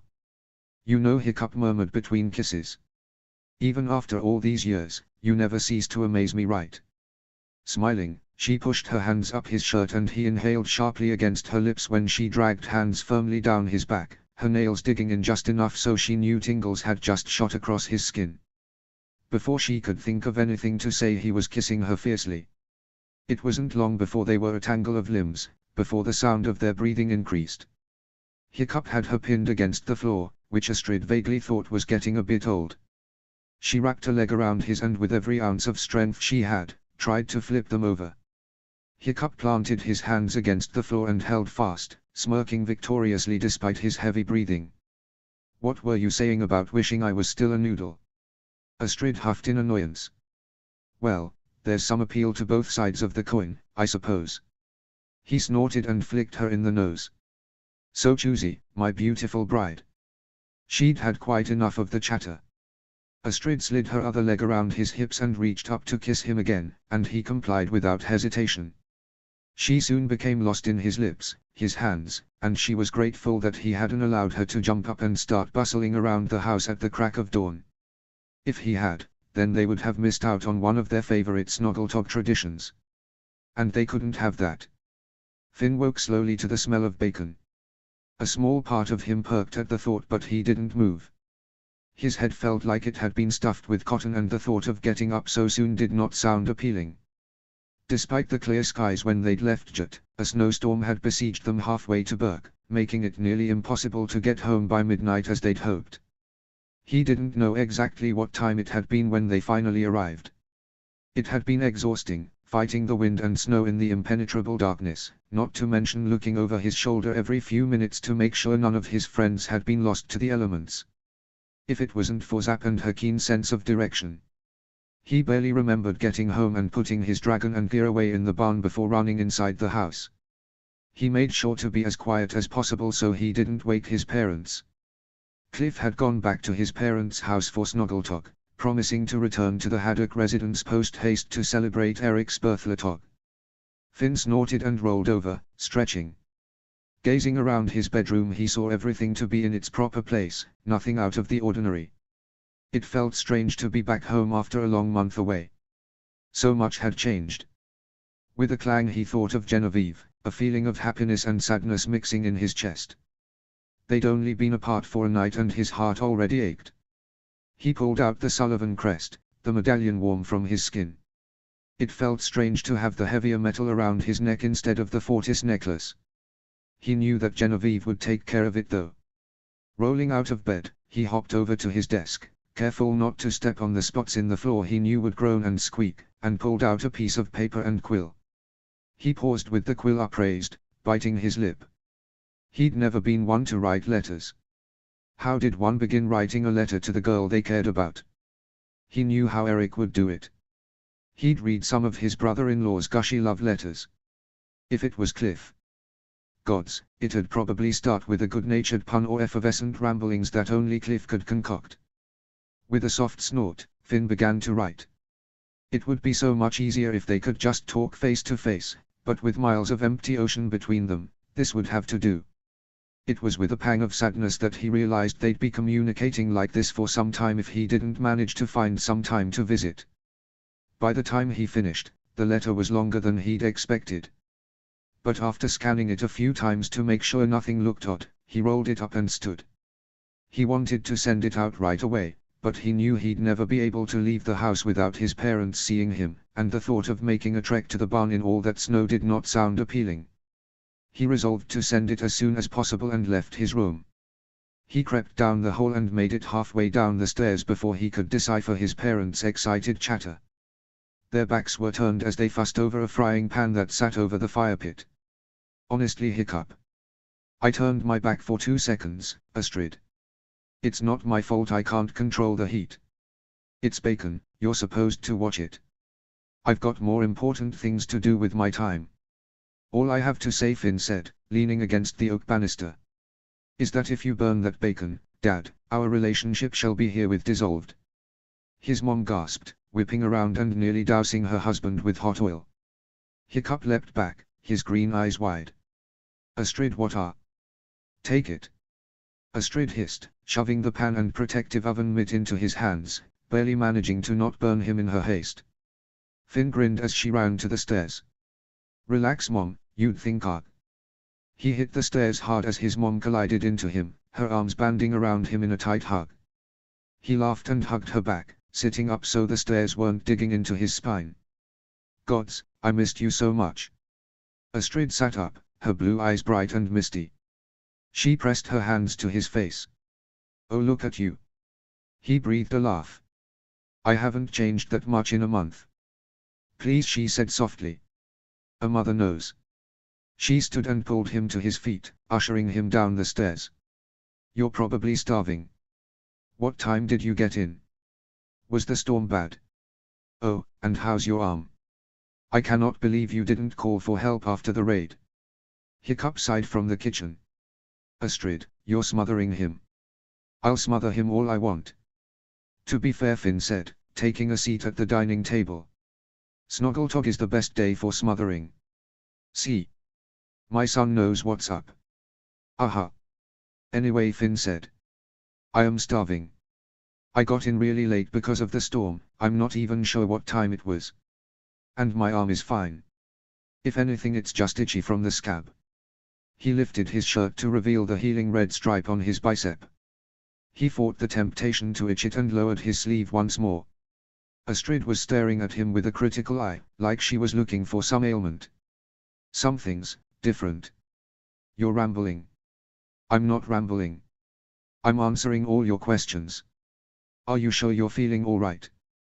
I'm fine, Finn said, fighting a smile when Hiccup glanced over from the kitchen. When is everyone coming over? She didn't seem placated in the least, but she let the matter drop for now. Soon. I need to check the biscuits so they don't burn, like your father almost did with the bacon. Hiccup sputtered as she joined him in the kitchen, elbowing him out of the way. Finn wondered at his mother's perception. She was sharp, especially in regards to her kids. He hadn't been up for very long and hadn't done anything that interesting thus far. How could she tell that anything was possibly different? Maybe it was just their time apart. You're awfully quiet, his dad's voice interrupted his thoughts. Just tired. Need some coffee? Finn shook himself and rubbed his face. No, but bacon will do. Suit yourself, Hiccup said, opening a familiar paper bag and taking a large inhale. He exhaled in a long, exaggerated way that made Astrid slap his arm. Would you stop that? Woman, would you stop abusing me? Shaking his head, Finn stole a few pieces of bacon from the plate. They were indeed a little more overdone than he liked. The banter never stops, does it? Not when one is being abused. Abused? Astrid scoffed, arranging the hot biscuits in a basket. My ears have been abused. I've had to listen to that obnoxious inhale/exhale combination since the day you brought that bag home 2 weeks ago. Jatan coffee smells really good, Hiccup said. Why can't I just enjoy my things in peace? Why must you make us all suffer while you enjoy your things? Why can't you just enjoy your things in silence? I can enjoy my things in silence, Hiccup said, looking at Astrid with a small smirk that made Finn turn and walk away, feeling suddenly very uncomfortable. So? Finn said, glancing at all the presents wrapped in the living area. You said they are coming over soon. Like, how soon? It was a few moments before Astrid replied, soonish. She sounded distracted enough that Finn didn't dare turn around. Gods, why couldn't his parents save it for when he wasn't here? Or heck, maybe they had and had gotten a little too overzealous in his absence. Forgotten what it was like to have kids in the house perhaps. But no, Cliff had been here. Well, he'd been out of the house for nearly a week too. Gods. Shaking his head, he gazed out the window and found 2 bundled individuals walking up the path in the snow. They are here. He ignored the clatter in the kitchen, not wanting to know what had been happening when he'd shouted and startled his parents, and trotted to the door. He yanked it open as Eric and Adriana raised a hand to knock. "Hi. Finn." Adriana squealed, coming inside as fast as she could. Eric followed and closed the door, their teeth chattering. "You're home." "Yup, made it back last night." Finn helped her pull off her coat and hung it up as she toed off her boots, using his shoulder for support. "It was luckily we didn't get." Adriana faced him and he blinked in shock at the sight of her stomach, now very large and round. In fact, her entire body seemed to look different. It was a strange thing to observe his twin sister, who'd always been thin and curvy, and yet now the only word he could think of was, full-figured. "Did you swallow a melon?" he asked, without thinking. His sister's grin faltered. "Must you always be so tactless?" He cocked his head, still staring at her stomach. "There was a baby in there. How was that even possible? It had to be huge." "Perhaps you should stop staring and hug your sister," Eric said. "Before she murders you." Finn blinked out of his shock. "Sorry. Apparently a month makes a difference in these." A small fist connected to the soft space beneath his ribs and Finn doubled over, hands on his knees while he hacked. "Serves you right," Astrid said from the kitchen. "You'd best learn to think before you speak before you get married and say such awful things to your wife someday." Despite the spasming pain lashing his abdomen, the words conjured an image in his mind of Genevieve being pregnant, looking like his sister did right now, and his brain went positively blank. Adriana snorted. "I think his brain just imploded." Finn cleared his throat loudly and straightened up. "I will henceforth think before I speak." He opened his arms and Adriana stepped into them, hugging him tight. Gods, even her arms felt different, she didn't feel tiny anymore. Eric raised his brow at him and he realized his thoughts were showing on his face. Clearing his throat again, he released his sister and embraced Eric too. "Happy birthday, bruh." "Thanks." "Henceforth?" Adriana asked, crossing her arms. "Since when do you use such fancy words?" "Jet does that to a person," Finn said. She squinted. "Really?" He shoved his hands into his pockets and nodded vehemently. "Really?" She didn't seem convinced. Adriana glanced at Eric before turning and walking to the kitchen. So her question was lost on Finn when he noticed how her arms and hips swayed more than usual when she walked. He blinked and suddenly fought hard on a grin. His sister was waddling. "Don't you dare," Eric whispered. Finn tried not to, he honestly did. But the more he fought to control the laughter threatening to escape, the more it bubbled in his chest and soon tears of mirth filled his eyes. "I will shove you in the snow," Eric hissed. "I can't stop," Finn whispered hoarsely, turning to the living room and taking big gulps of air, trying with much difficulty to control himself. "What's his problem?" Hiccup asked suddenly. Finn burst out laughing, burying his face in his shirt to stifle it. He knew that they were probably looking at him like he was a complete nut, even as Eric patted his back. "Finn is just tired, give him a minute." "Are you laughing at me?" Adriana demanded. Finn dissolved into cackles, crouching down due to the fact that he couldn't breathe or stop. He heard what sounded to be a foot stamping the floor. "Finn, I swear upon my grave, once I have this baby, I will end you." "I'm sorry," Finn finally said, coughing fiercely over his shoulder as he emerged from his shirt.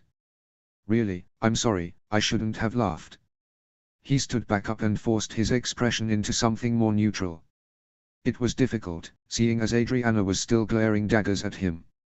Astrid was staring at him with a gobsmacked expression. "See what I mean, Hiccup? He's acting weird." "I think I agree with Eric," Hiccup said, trying to sound nonchalant, but the small look of concern in his eyes was evident. "He's just tired." "HMPH," Adriana said. Eric cleared his throat. "Anyway, let's set the table." Finn helped Eric gather the various dishes while Adriana helped their parents with the remaining touches on breakfast. Within 10 minutes the meal was ready and the house was soon full of more laughter and conversation, the curtains thrown open to reveal the snowy morning. A break in the conversation was warranted when their dragons stuck their faces in the windows. Zap licked one, forcing Finn to pull on his boots and take a cup of mildly hot water outside to detach her tongue from the glass. By the time the meal was over and they'd cleaned up the mess, Adriana was no longer staring beadily at Finn. They gathered in the living room and passed out the presents into organized piles according to each name. Finn was particularly excited for his family to open the gifts he'd gotten them on Jet. The family insisted that Eric open presents first, seeing as it was his birthday. He tried to decline but finally he relented when Adriana insisted on a democratic vote and he was vastly outnumbered. Finn could barely contain his excitement when Eric lifted the long rectangular package to his knees and read the tag. Sighing, he began tearing the brown paper. "What did you do?" "Just hurry up," Finn said. "I've been hanging on to this for weeks." Paper strewn on the ground, Eric lifted the lid. His eyes went wide. "Oh," Adriana said, leaning in to get a better look at Eric's shoulder. "What is it?" Astrid demanded, a cup of tea in her hands on the other couch. Hiccup's arm was thrown around her shoulders as he too waited with raised brows. "It's..." Eric murmured. "It's a new bow and quiver." Finn grinned. "Well, don't be afraid of it." Eric rolled his eyes, giving him a beady-eyed, playful frown as he lifted the cherrywood bow, the dragons carved into the riser catching in the firelight. Adriana eagerly lifted the quiver of arrows, inspecting the black and white fletching on the ends. Hiccup whistled. "Jatan made, I take it." "Yup. And the bowstring." "Dakron." Eric's brows lifted and it was clear that he was impressed. "Thanks, Finn." "A man needs his own reliable weapons," Finn said. "Not some hand-me-down thing that might do the trick in a pinch." Eric looked over the quiver and arrows before nodding them toward Hiccup and Astrid, the latter of whom looked intrigued. He allowed Adriana to look over the bow before lifting a slightly larger box to his knees. "That's from us," Hiccup said, a touch of excitement in his voice. "It's a little heavy," Eric said, lifting the box and experimentally shaking it. Adriana elbowed him, handing off the bow to her mom. "Oh, come on, open it." "Do you know what it is?" Eric asked, turning to her in surprise. Finn flopped into his chair with a sigh. "This is why presents take so long and now we have one more person to wait on." Rolling his eyes, Eric flipped open the lid and went still. Adriana Udi at his side once again. Eric looked up at Hiccup with wide eyes. "I thought," Hiccup said with a knowing smile, "that it might be time for an upgrade." Finn thought he might die of curiosity until Eric finally lifted a brand new prosthetic, twin to Hiccup's, out of the box. "Oh yeah, now we're talking." Adriana grinned as Eric played with all the little gears and levers that opened secret panels, storage compartments and even the piece that changed the appendage on the end, each one specially made for certain kinds of terrain. Wordlessly, Eric handed the prosthetic to Adriana and stood. Hiccup stood as well and they hugged, Eric not speaking for a few moments. His face was surprisingly blotchy when he pulled away. "Thanks, Dad." Hiccup nodded and patted his arm. "Like Finn said, we all need to have reliable tools. Our legs are no exception. Do you want to try it out?" Astrid asked, beaming. "Not right now," Eric said, replacing it back in the box gently as if it were a newborn baby. "I will once everyone's presents are opened." Eric opened a few more gifts, a new leather tool belt from Cliff, which included a handmade card covered in glitter that said, "Happy Birthday Totbra," and leather braces from Astrid. He looked relieved to see all the gifts opened and looked about to announce that it was Adriana's turn when she suddenly stood. Finn had to bite back a remark about how much effort it took. "Where are you going?" Eric asked.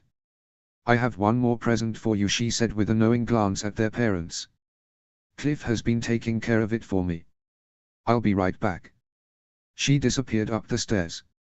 Eric seemed to match Finn's frown and they stared quizzically at Hiccup and Astrid, who stared back innocently. What sort of present needed caring for? And besides, why would Cliff be the person to do so? He was terrible at keeping secrets. They heard Adriana cooing upstairs and Finn wondered if she was talking to herself until she came back downstairs cradling what looked to be a mitten with something small, black and white, and fuzzy sticking out of the top. It looked very odd for a moment before Finn realized what it was. Hiccup and Astrid OD at the same moment. "Oh my gods," Finn said, shaking his head. "You didn't." I did, Adriana said, standing beside Eric, who was staring in surprise at the small kitten sitting inside the mitten. He's yours. Eric blinked, then looked up at her with an incredulous expression. You got me a cat? Yes, I did. And you can name him whatever you wish. Adriana said, holding out the kitten. Finn shook his head as Eric grinned up at her before taking it in his hands. A dog. Why couldn't it have been a dog? Excuse me, Adriana said grimly, taking her seat once more. I don't believe I asked your opinion. The Jorgensens' cat had babies and they needed people to take the kittens, and here we are. Meep. The kitten said, and Finn frowned as everyone cooed at the tiny fuzzball. Eric helped the kitten out of the mitten and held it up. He's so cute. Thanks, babe. He kissed Adriana chastely and Finn pantomimed throwing up over the arm of his chair. She snatched up the mitten and promptly threw it at his face. I shall call him Mittens, Eric added, cradling the kitten close to his chest and petting him so that his black and white fur stuck up in all directions. Meep. Oh, I think he approves. Adriana cooed. Finn rolled his eyes. All right, Addie, you're next, Hiccup said, nodding toward her pile of gifts. Adriana snatched up the closest one and began tearing it open. She had more gifts than most of them, but Finn figured that the majority of them were smaller items meant for her or the baby, or perhaps household items. He wasn't far off. Many of the small packages contained baby clothes and blankets, small towels and toys for the bath and for when the baby was older.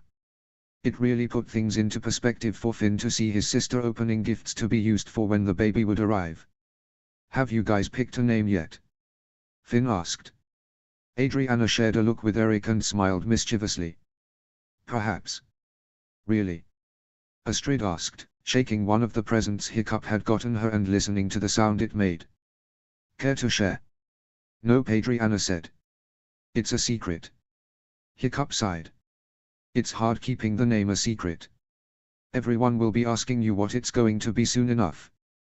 Well, that's why we're just going to start using random names, Eric said. Names that we'd never pick just to throw everyone off. Like Leaf or Magellan. Or Quincy or Olga or Ellen, or Adriana added, nodding in agreement as she opened a small square box. But why? Finn demanded. Why must you both be so annoying about it? Because then people will stop asking. Adriana lifted the lid and gasped. Oh my God, Eric, look. She pulled out a tiny pair of leather boots. Dimples appeared on Eric's face when he grinned. They are so adorable. And Astrid said, eyes glittering. They were Finn's. Adriana gasped, holding them to her chest. No. Yes. What? Finn exclaimed, lunging forward to snatch them back. Adriana held them aloft so he couldn't reach from his seat. You can't just give away my shoes without my consent. I wasn't aware you were so sentimental, Finn. Hiccup smirked. Were you planning to save them for, say, your own kids someday? Finn flushed, ignoring their chortles of laughter. He didn't have any rebuttals to that. No comebacks? Eric asked, snuggling the now sleeping kitten. Shame. For a minute I thought you were going to agree. No, Finn said, snatching up a present and shaking it, hoping for something loud to fill the silence. Only the crinkling of tissue paper answered. Why would I agree? Eric smirked. Because. Are you about done over there? Finn demanded to Adriana, hoping her turn for presents was over so he could open his, if only to do something with his hands and distract himself from Eric's knowing grin. No, I still have this one, Adriana said, lifting a familiar package. Oh, right. That's from me. Plus we have another one upstairs, Hiccup said. And no, it's not a cat. They laughed as Adriana opened the long, thin rectangular box. She lifted the lid to see what Finn knew to be a black velvet box. She looked up at him in surprise. Finn. He nodded toward it encouragingly. Open it. She obeyed and her eyes went wide. You got me, tiny swords. Finn's excitement fell and he frowned at the window on his right for a few moments while Eric laughed. No, he stood and squeezed himself into the space between them on the couch. The kitten woke and hissed at him, and he glared. Pipe down, Fluffy. Anyway, these are twin daggers. Oh, let me see. Astrid nearly leaped out of her seat, elbowing Hiccup in the ribs as she did so. He gasped dramatically and began to whine through clenched teeth about abusive wives. Finn lifted the daggers and the leather belt from the velvet-lined box. He detached the two scabbards from the belt and handed them to his sister. Adriana stared and slowly pulled one of the daggers from its scabbard. The 8-inch silver blade gleamed in the firelight, the embossed silver filigree laid in the handle fitting her palm perfectly. Adriana squinted. There's an inscription, in the blade. Fortum, and Fortis. She looked at him in confusion. Finn gave her a wan smile. Brave, and strong. Though her eyes filled with tears, she beamed. She slid the blade back into the scabbard and threw her arms around his neck, squeezing him tight. Thank you. Like I said, Finn said, hugging her tightly. We all need proper weapons. The daggers seemed to fit you, seeing as that was your chosen weapon when you chased a tyrant away. He kept the words light and he didn't say Brandine's name, but Adriana tittered and pulled away, wiping her face. I don't know how to use them though. That's okay, Finn said. After you have the baby, I can show you. Speaking of, Adriana said, meeting Eric's eyes. He nodded. After I have the baby, I want to learn how to fight. Properly. I won't be powerless again. Their parents equally nodded, pride shining in their eyes. We'll teach you everything we know, Astrid said. Meep. Finn huffed. Would you shut that thing up? No, but I can shut you up real fast. Eric said, cuddling the kitten and ignoring the others' laughter. Don't you listen to him, Mittens. He's just jealous that he's not as cute as you. Finn extricated himself from the couch and returned to his chair. Okay, Dad, go get whatever it is from upstairs so we can move on. So impatient, Finn Hiccup said, but complied and disappeared upstairs. He returned a few moments later with a wooden cradle in his arms. Adriana gasped as he set it in front of her, two large bows wrapped around the rungs, one pink, one blue. Does this mean we're having twins? Finn asked. Adriana's elation morphed into horror. Gods, no. No, Astrid said quickly. We didn't want to get it wrong with one color or the other, so we put both on just to be safe. Finn smirked at Eric, who'd momentarily forgotten all about the kitten and was staring at his wife's belly with a look of fear. Just you wait, kids. It's twins. Pregnant or not, Finn, I will murder you, Adriana hissed. Anyway, Hiccup said, holding out his arms in a placating manner. This cradle is also very special for a few reasons. 1, my dad made it for us when we had you too, because 2, it was Adriana's. Oh. Adriana put a hand to her chest. Really? Hang on, that doesn't make sense, Finn said. How do you know it wasn't mine? Oh, it wasn't yours, Hiccup said, taking his seat once more. I should know, I broke it down and burned it. Eric dissolved into snickers at Finn's expression. Oh, I see how it is. Give away Finn's clothes and get rid of Finn's cradle. Keep Addie's stuff, not. To be fair, it was your fault we had to dismantle it, Astrid said. After all, when male toddlers get it in their heads to play with fire, she made a sking noise and shook her head. Finn frowned. Wait, what? Are we talking literally or figuratively? No, she means literally, Hiccup said as Astrid nodded. You were in the barn, probably 4 or 5, I don't know, with a piece of flint and a rock. Oh no, Eric said. Oh yes, Hiccup said. Imagine my dismay when I hear my 4-year-old son cackling in the barn going, I did it, woohoo, and walk in to see the cradle on fire. Adriana snorted. Why am I not surprised? No way, Finn shook his head. That didn't happen. I would remember. Finn, my son, Astrid said, leaning over to pat his knee. You were positively up to your neck in shenanigans. Finnanigans, if you wish. Adriana said firmly. Don't make a pun out of my name. Finn hissed. How could you possibly remember all the naughty things you did? Astrid continued. Besides, you remember the important ones, I trust, yes. Riding a boar into the village. Falling down the cliff and knocking yourself unconscious. Eating frogs. Streaking through the village. Hiccup grimaced before sipping his coffee. Ignoring Eric and Adriana's laughter, Finn smirked. I still do that. Coffee sprayed in all directions as Hiccup choked, staring at Finn with wide eyes. You still what? Eat frogs, Dad. Finn cried, laughing along with the others now. The look on your face. God's Hiccup slumped into the couch. I thought you meant. Yes, we know what you thought. Astrid patted his knee as if he were an ailing old man in need of comfort. Hiccup scowled. Finn cleared his throat. Anyway, I do believe it's now my turn. Tease. Adriana agreed, curling her feet underneath her and taking Eric's hand. Within a few minutes Finn had opened the pile of smaller gifts, having received new leather riding gloves from Eric, a tin bucket of his favorite cookies from Adriana, and a handmade ceramic mug from Cliff. Finn was slightly confused when Adriana and Eric snorted with laughter, and it was only when he turned it around that he understood. The words "I can't espresso how much you been to me" had been painted on the side. I'm going to flipping kill him, Finn sighed, setting the cup down. He felt a small bubble of laughter welling up in his chest, but he clamped down on it.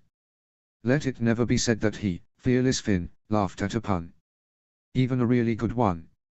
Hiccup sat up. All right kiddo, the gift from me and your mom, we've been hanging on to these for a long time, waiting for the right time to pass them on. But I think in light of recent events and in the case of certain events to come, we want you to have these. He stood and dragged out a long, broad case from the corner. It was clearly heavy by the way he groaned softly and slid it in front of his son. Finn blinked in surprise at the size and how none of them had seen it hiding before. His dad laid it on its side and opened the locks, each with a loud click that snapped in the silence. Hiccup nodded to him to open the lid, and with a small sense of trepidation, Finn complied. Resting on a bed of red velvet sat a large assortment of weapons, each ingrained with the haddock crest and emblem of Burke, a hammer, an axe, a broadsword, and twin swords. Finn's heart leaped in his chest and he stared at his dad. No way. These, Hiccup said softly, staring down at the weapons. Were my dad's. Eric and Adriana hastened out of their seats almost comically, excited to see the assortment of weapons. They gaped at the sight of the beautiful weapons that had once belonged to Stoic the Vast. These have been gathering dust since the day he died, Hiccup said. We were lucky to retrieve the sword undamaged from the cave, since he was wearing it when he died. Obviously I never used them. Not quite my style, or perhaps I'm not their style. They all snorted at that. But your mom and I always knew that one day you'd appreciate them. Finn swallowed, looking back down at the weapons. Well, it would be quite a statement to be seen walking around with these. Astrid chuckled. It would, and you can decide when to use them. If you think it would be too bold and you want to save them for when you're chief, that's fine too. Yeah, you don't even have to use them at all if you don't want to, Hiccup began. No, I do. Finn said, grinning. This is awesome. Thanks. Hiccup grinned and slapped his back, nodding in approval. Finn closed the lid and pushed it to the side, with far less difficulty than his dad had done. He felt a certain burst of pride that his revered Poppy's weapons were now his to wield. Proper weapons for a chief. Gods, things really were changing, he thought with a grin. In the minutes that followed, Hiccup and Astrid each opened their variety of gifts. Finn had gotten his mom the dagger that Genevieve had been admiring and, much to Astrid's chagrin, he'd gotten his dad another bag of coffee from Jet. Adriana had given each of them their own tin of homemade treats, while Eric had given Hiccup a new leather-bound notebook and Astrid a box of Jatan chocolates. I must say, Astrid said jovially as she tried her third piece of chocolate. Each one seemed to have a different flavored center. Jet is having a wonderful impact on us. I'll say, Hiccup said, cradling his bag of coffee. Though his heart leaped in trepidation, Finn realized it was time to spill the beans. Before his mom could start cleaning up the rather messy room and everyone got distracted by their new gifts, he had to tell them the news. He cleared his throat, effectively drawing their attention. So while we're on the topic of Jet, I have, something to tell you all. Call it a gift or a curse, whichever you like, I guess. Adriana raised a brow suspiciously. Well, what is it? Astrid said, pulling out a particularly dark piece of chocolate. She hummed in surprise. You caramel. Finn took a deep breath and realized he didn't know how to begin. He knew he should probably just come right out and tell them, But when he saw Eric's knowing, dimpled smirk, he momentarily lost his nerve. "Finn?" Hiccup asked. "Is something wrong?" "Other than Eric making me feel awkward," Finn glared. Eric laughed, finally looking away but still grinning in delight. Gods, why did he have to be so intuitive? "Okay, I'm going to tell you guys, but I don't want any interruptions, no questions, just zip it until I'm done, okay?" His dad blinked in shock and his mom seemed entirely nonplussed as she continued to devour the box of chocolate. Adriana nodded obediently, though a small look of suspicion lingered in her green eyes. "All right," Finn exhaled heavily. "As I know some of you are probably aware, while I was gone I developed a bit of a crush on Genevieve." His mom stilled at the words and he plowed onward. "Anyway, since the raid we started talking and spending time together. Kiev and Molly gave their permission for Genevieve to train Maxa, the shockjaw, that's what she named him." He shook his head, forcing himself back on course.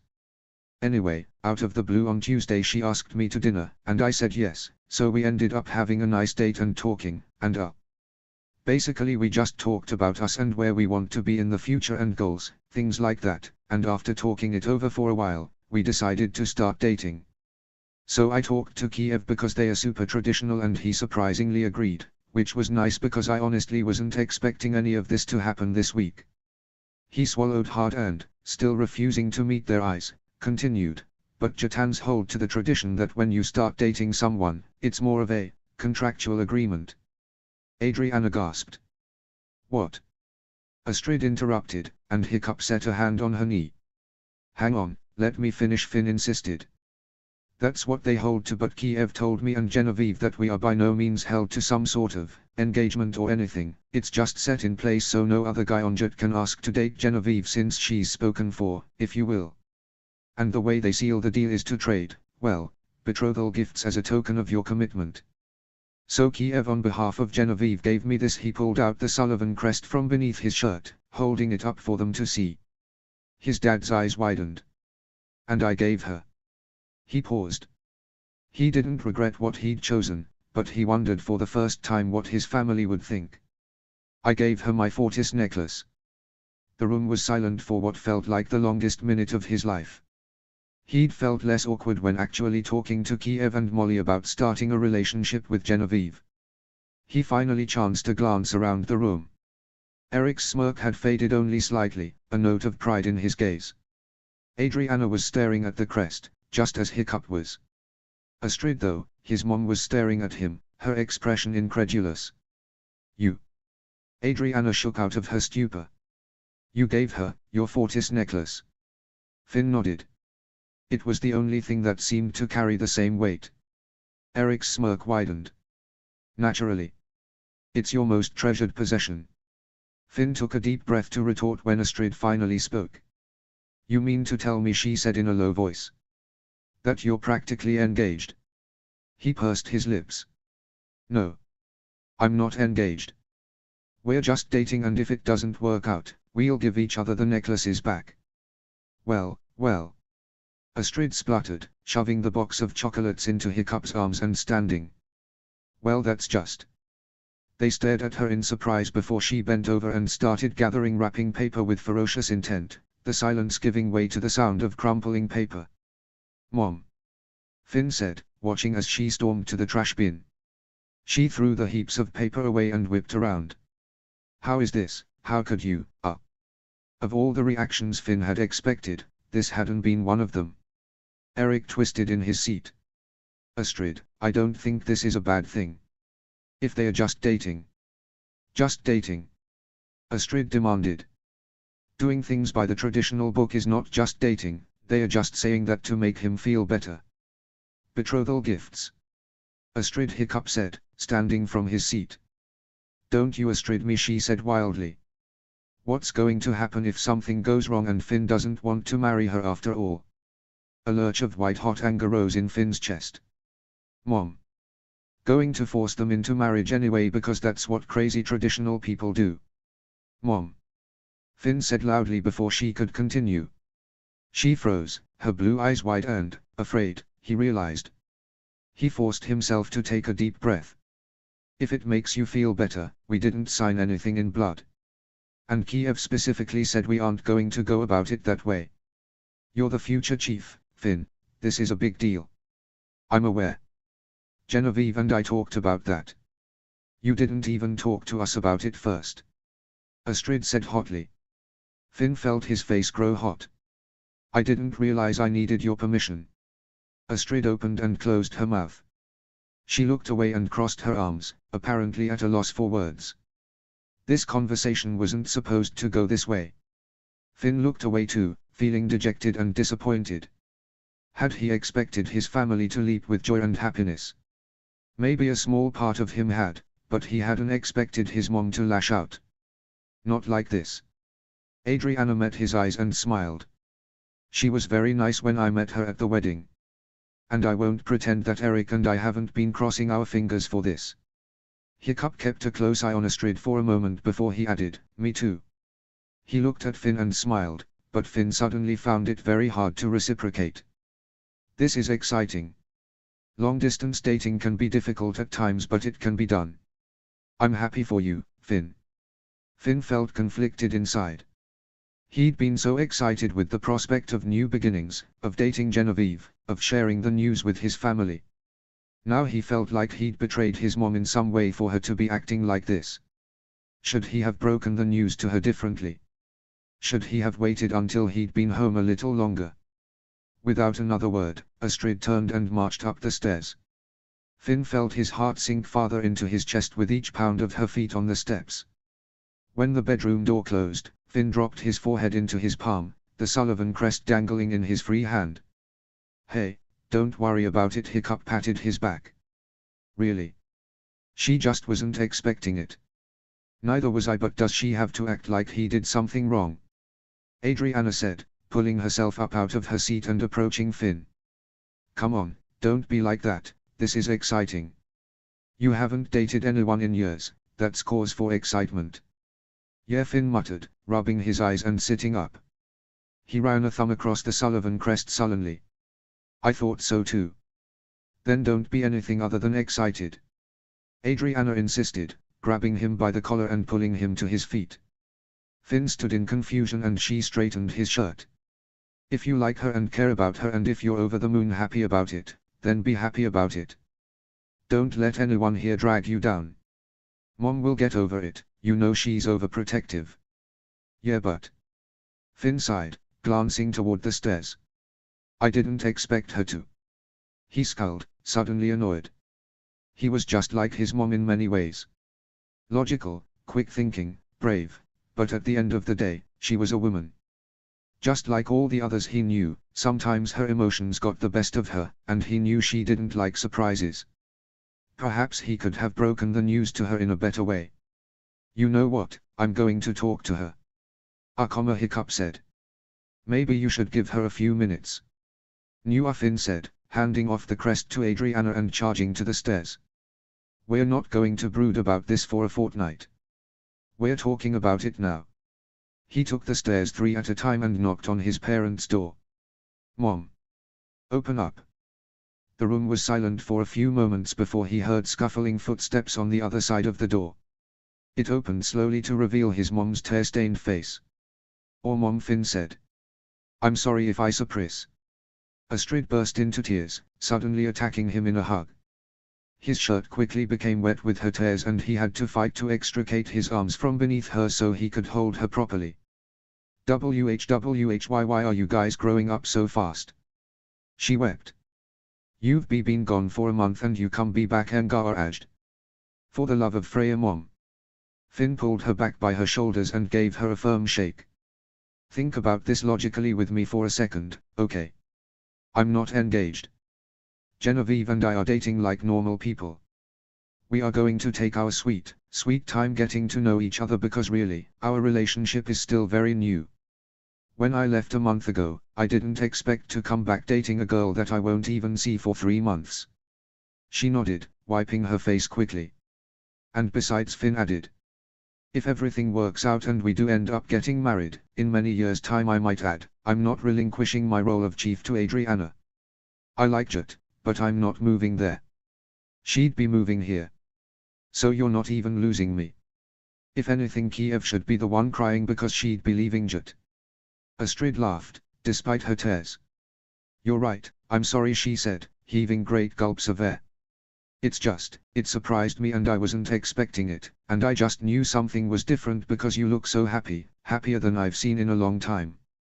And I guess I don't want you to keep growing up. Just 5 minutes ago you were wearing those tiny little boots.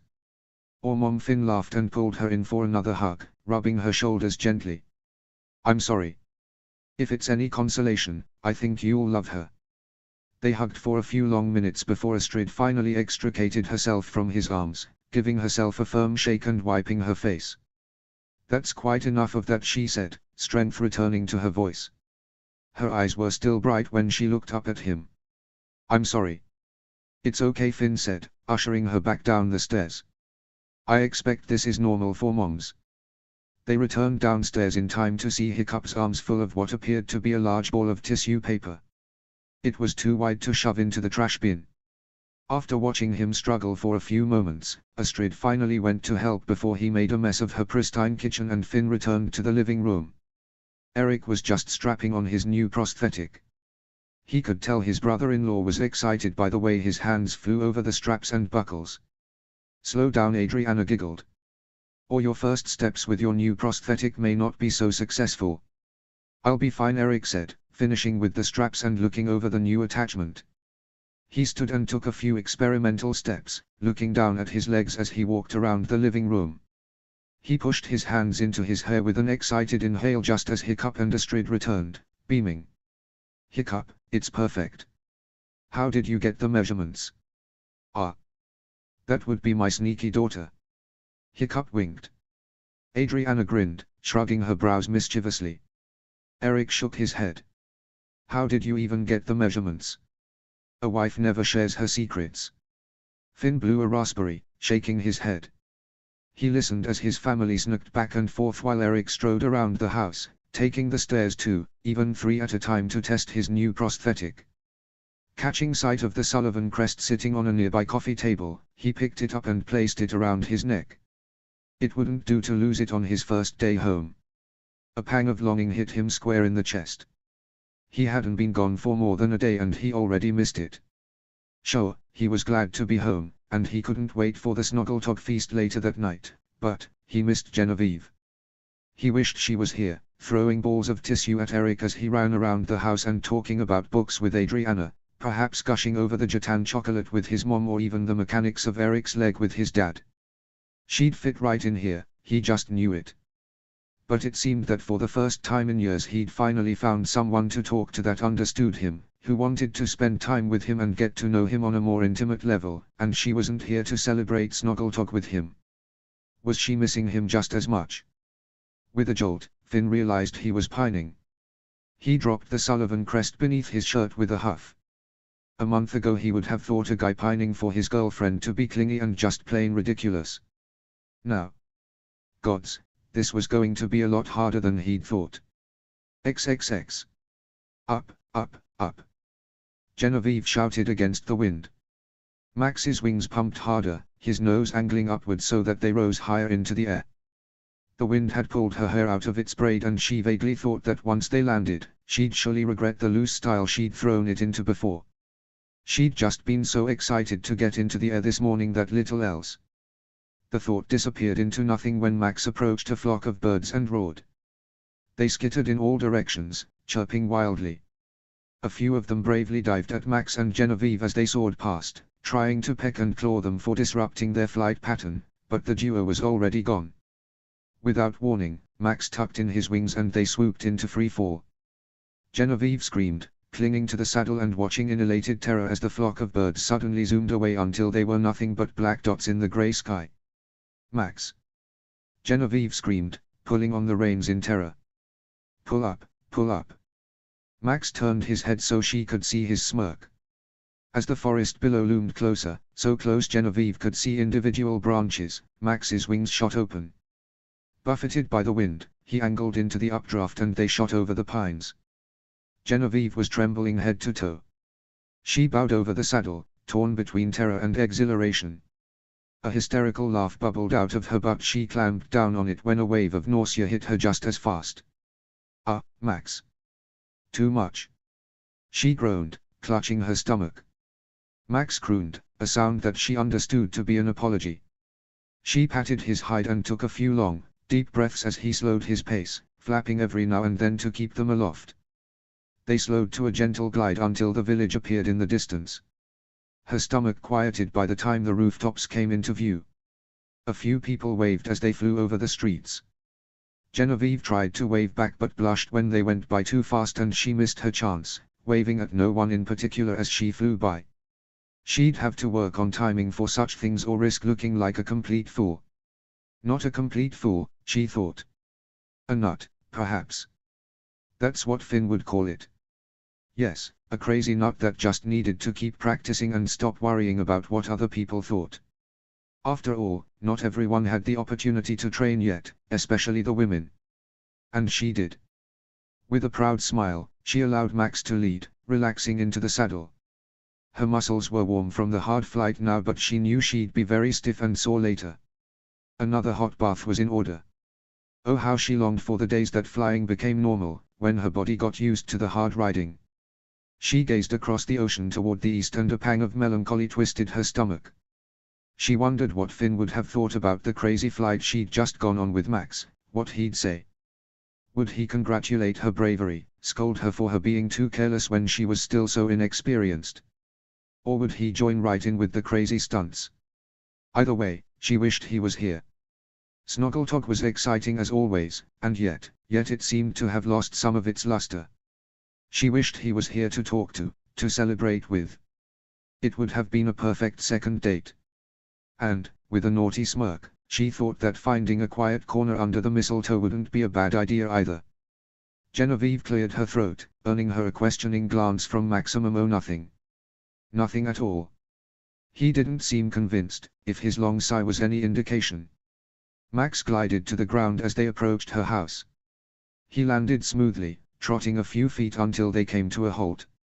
Genevieve took her time in dismounting, careful to unstrap her legs and ankles properly so she didn't fall and break her neck.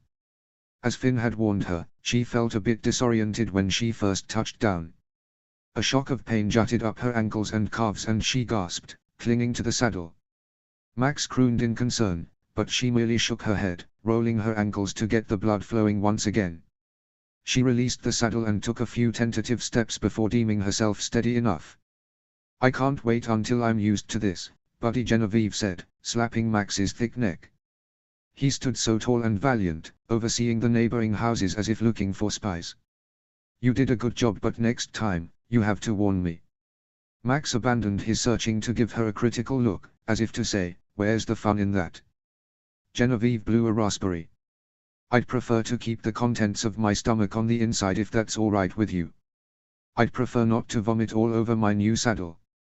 Growling indignantly, Max slapped his tail against the ice-patched ground. A few women walking nearby yelped and skittered away.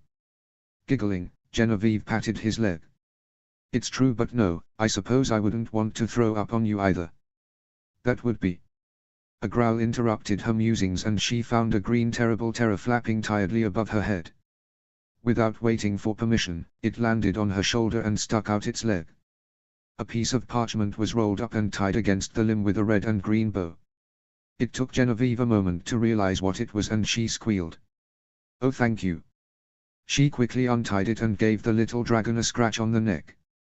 Before she could run inside the house to read the letter, she gave the terror an appraising look. "You must be Sharpshot." "I'm Genevieve." Sharpshot purred and nuzzled her cheek, much to Max's chagrin. A growl rumbled from his throat, his deep blue wings rising into the air threateningly. "Max, calm down, he's a little nugget," Genevieve said, scratching Sharpshot's jaw. He seemed to be smirking at the shock jaw. "If I've got room in my heart for all of you, then I've got room for one so small, yes." Max grumbled and tucked in his wings before turning and walking away. "All right. I'll see you later then," Genevieve called. Sharpshot took off and she didn't waste another moment. She ran inside, called a frenzied greeting to her family chatting in the living room, and darted up the stairs to her room. Leaping onto her bed without so much as taking off her boots, she tore open the letter and began to read. Happy Snoggletalk, Jenny. We made it home safe last night. A bad storm hit halfway to Burke and it took a long time to get back, but we didn't lose anyone. I briefly debated losing Cliff at one point, one too many puns, you know, but decided against a slow and painful death by the hands of his girlfriend, Taryn, if I returned without him. Thus Cliffy lives to see another day. Happy Snoggletalk, buddy. Anyway, how is your Snoggletalk going so far? I wrote this right after I got up, so nothing too exciting has happened yet. I'll let you know the day's events in my next letter. I admit I'm a little nervous to tell my family about us, but I think they'll be excited, once they get over the initial shock. Adriana will be excited, I'm positive about that. I suspect she's wanted me to have a girlfriend for a while now. I wish I could see you sometime today. It's a bit of a bummer, maybe I should have stayed another night and come home today. Then we would have had a few hours together on Snoggletalk. Oh well. I guess there's next year. I miss you already. I'll try my best to make plans to come see you soon. Don't forget to wipe down your saddle after every use so it stays clean. You shouldn't have to oil it again for a while since we just did it the other day. Also, you can send your response back with Sharpshot. He's one of my dad's best trained terrible terrors, so he won't leave until he has the letter, and he won't badger you for it either. Well, I guess that's it for now. Right back soon. I hope you have a great Snoggletalk. Finn. P.S. There's a present under the tree for you. Genevieve shook her head. Even after having a brand new custom saddle made for her, he'd still gotten her a gift. She'd have to go pilfer the presents for it in a bit. With a start, she realized she'd been playing with the Fortis necklace while she read. Setting the letter down in her lap, she looked at the worn, yellowed with age wood. The thin leather cord was soft to the touch, also worn with age. The word Fortis had been carved into the wood with a careful, patient hand. She wished for a moment that she'd been able to meet Benen. Finn had spoken of him so fondly. Fortis. Genevieve cocked her head, running a finger over the carved word. She hadn't asked him why Benen had chosen that word. Finn was strong, yes, but had he been strong when they first met? What had prompted Benen to select that particular word? Curiosity welled up in her chest, but Genevieve stamped it down. She needed to think this through.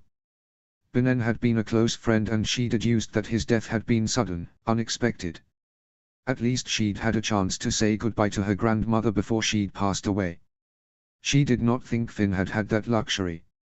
So she did not want to ask him too many prodding questions about Benen, the necklace, or...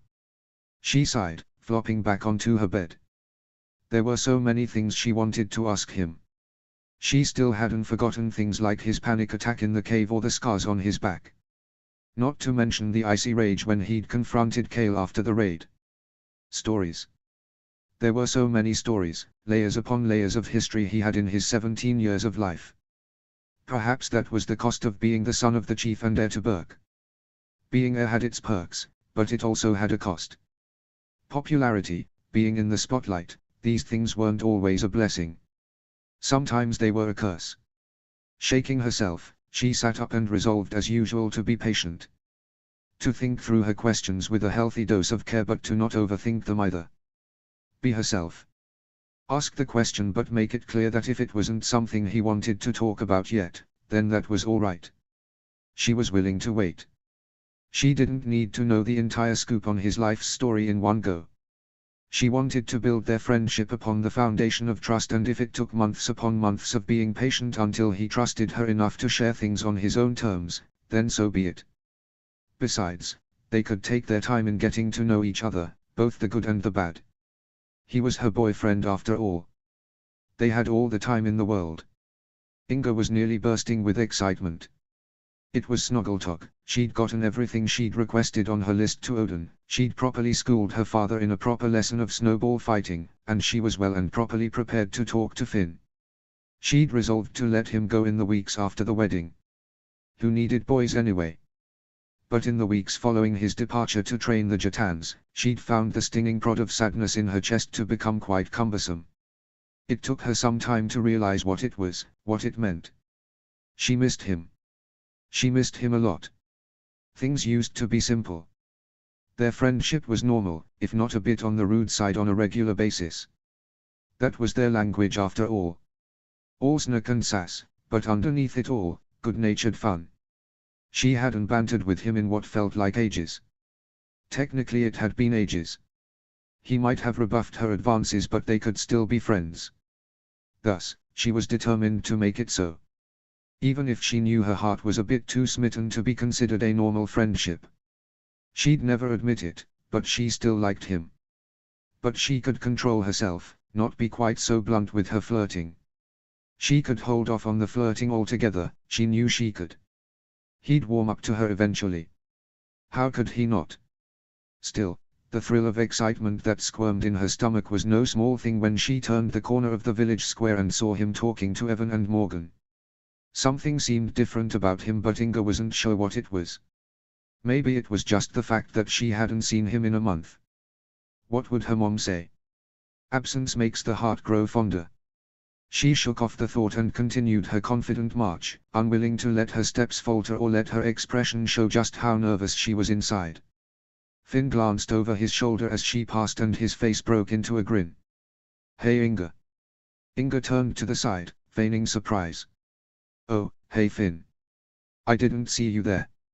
From Finn's other side, Morgan rolled her eyes. Inga ignored this. "How was Jut?" "It was great. Taught a lot, learned a lot," Finn said, crossing his arms and shrugging.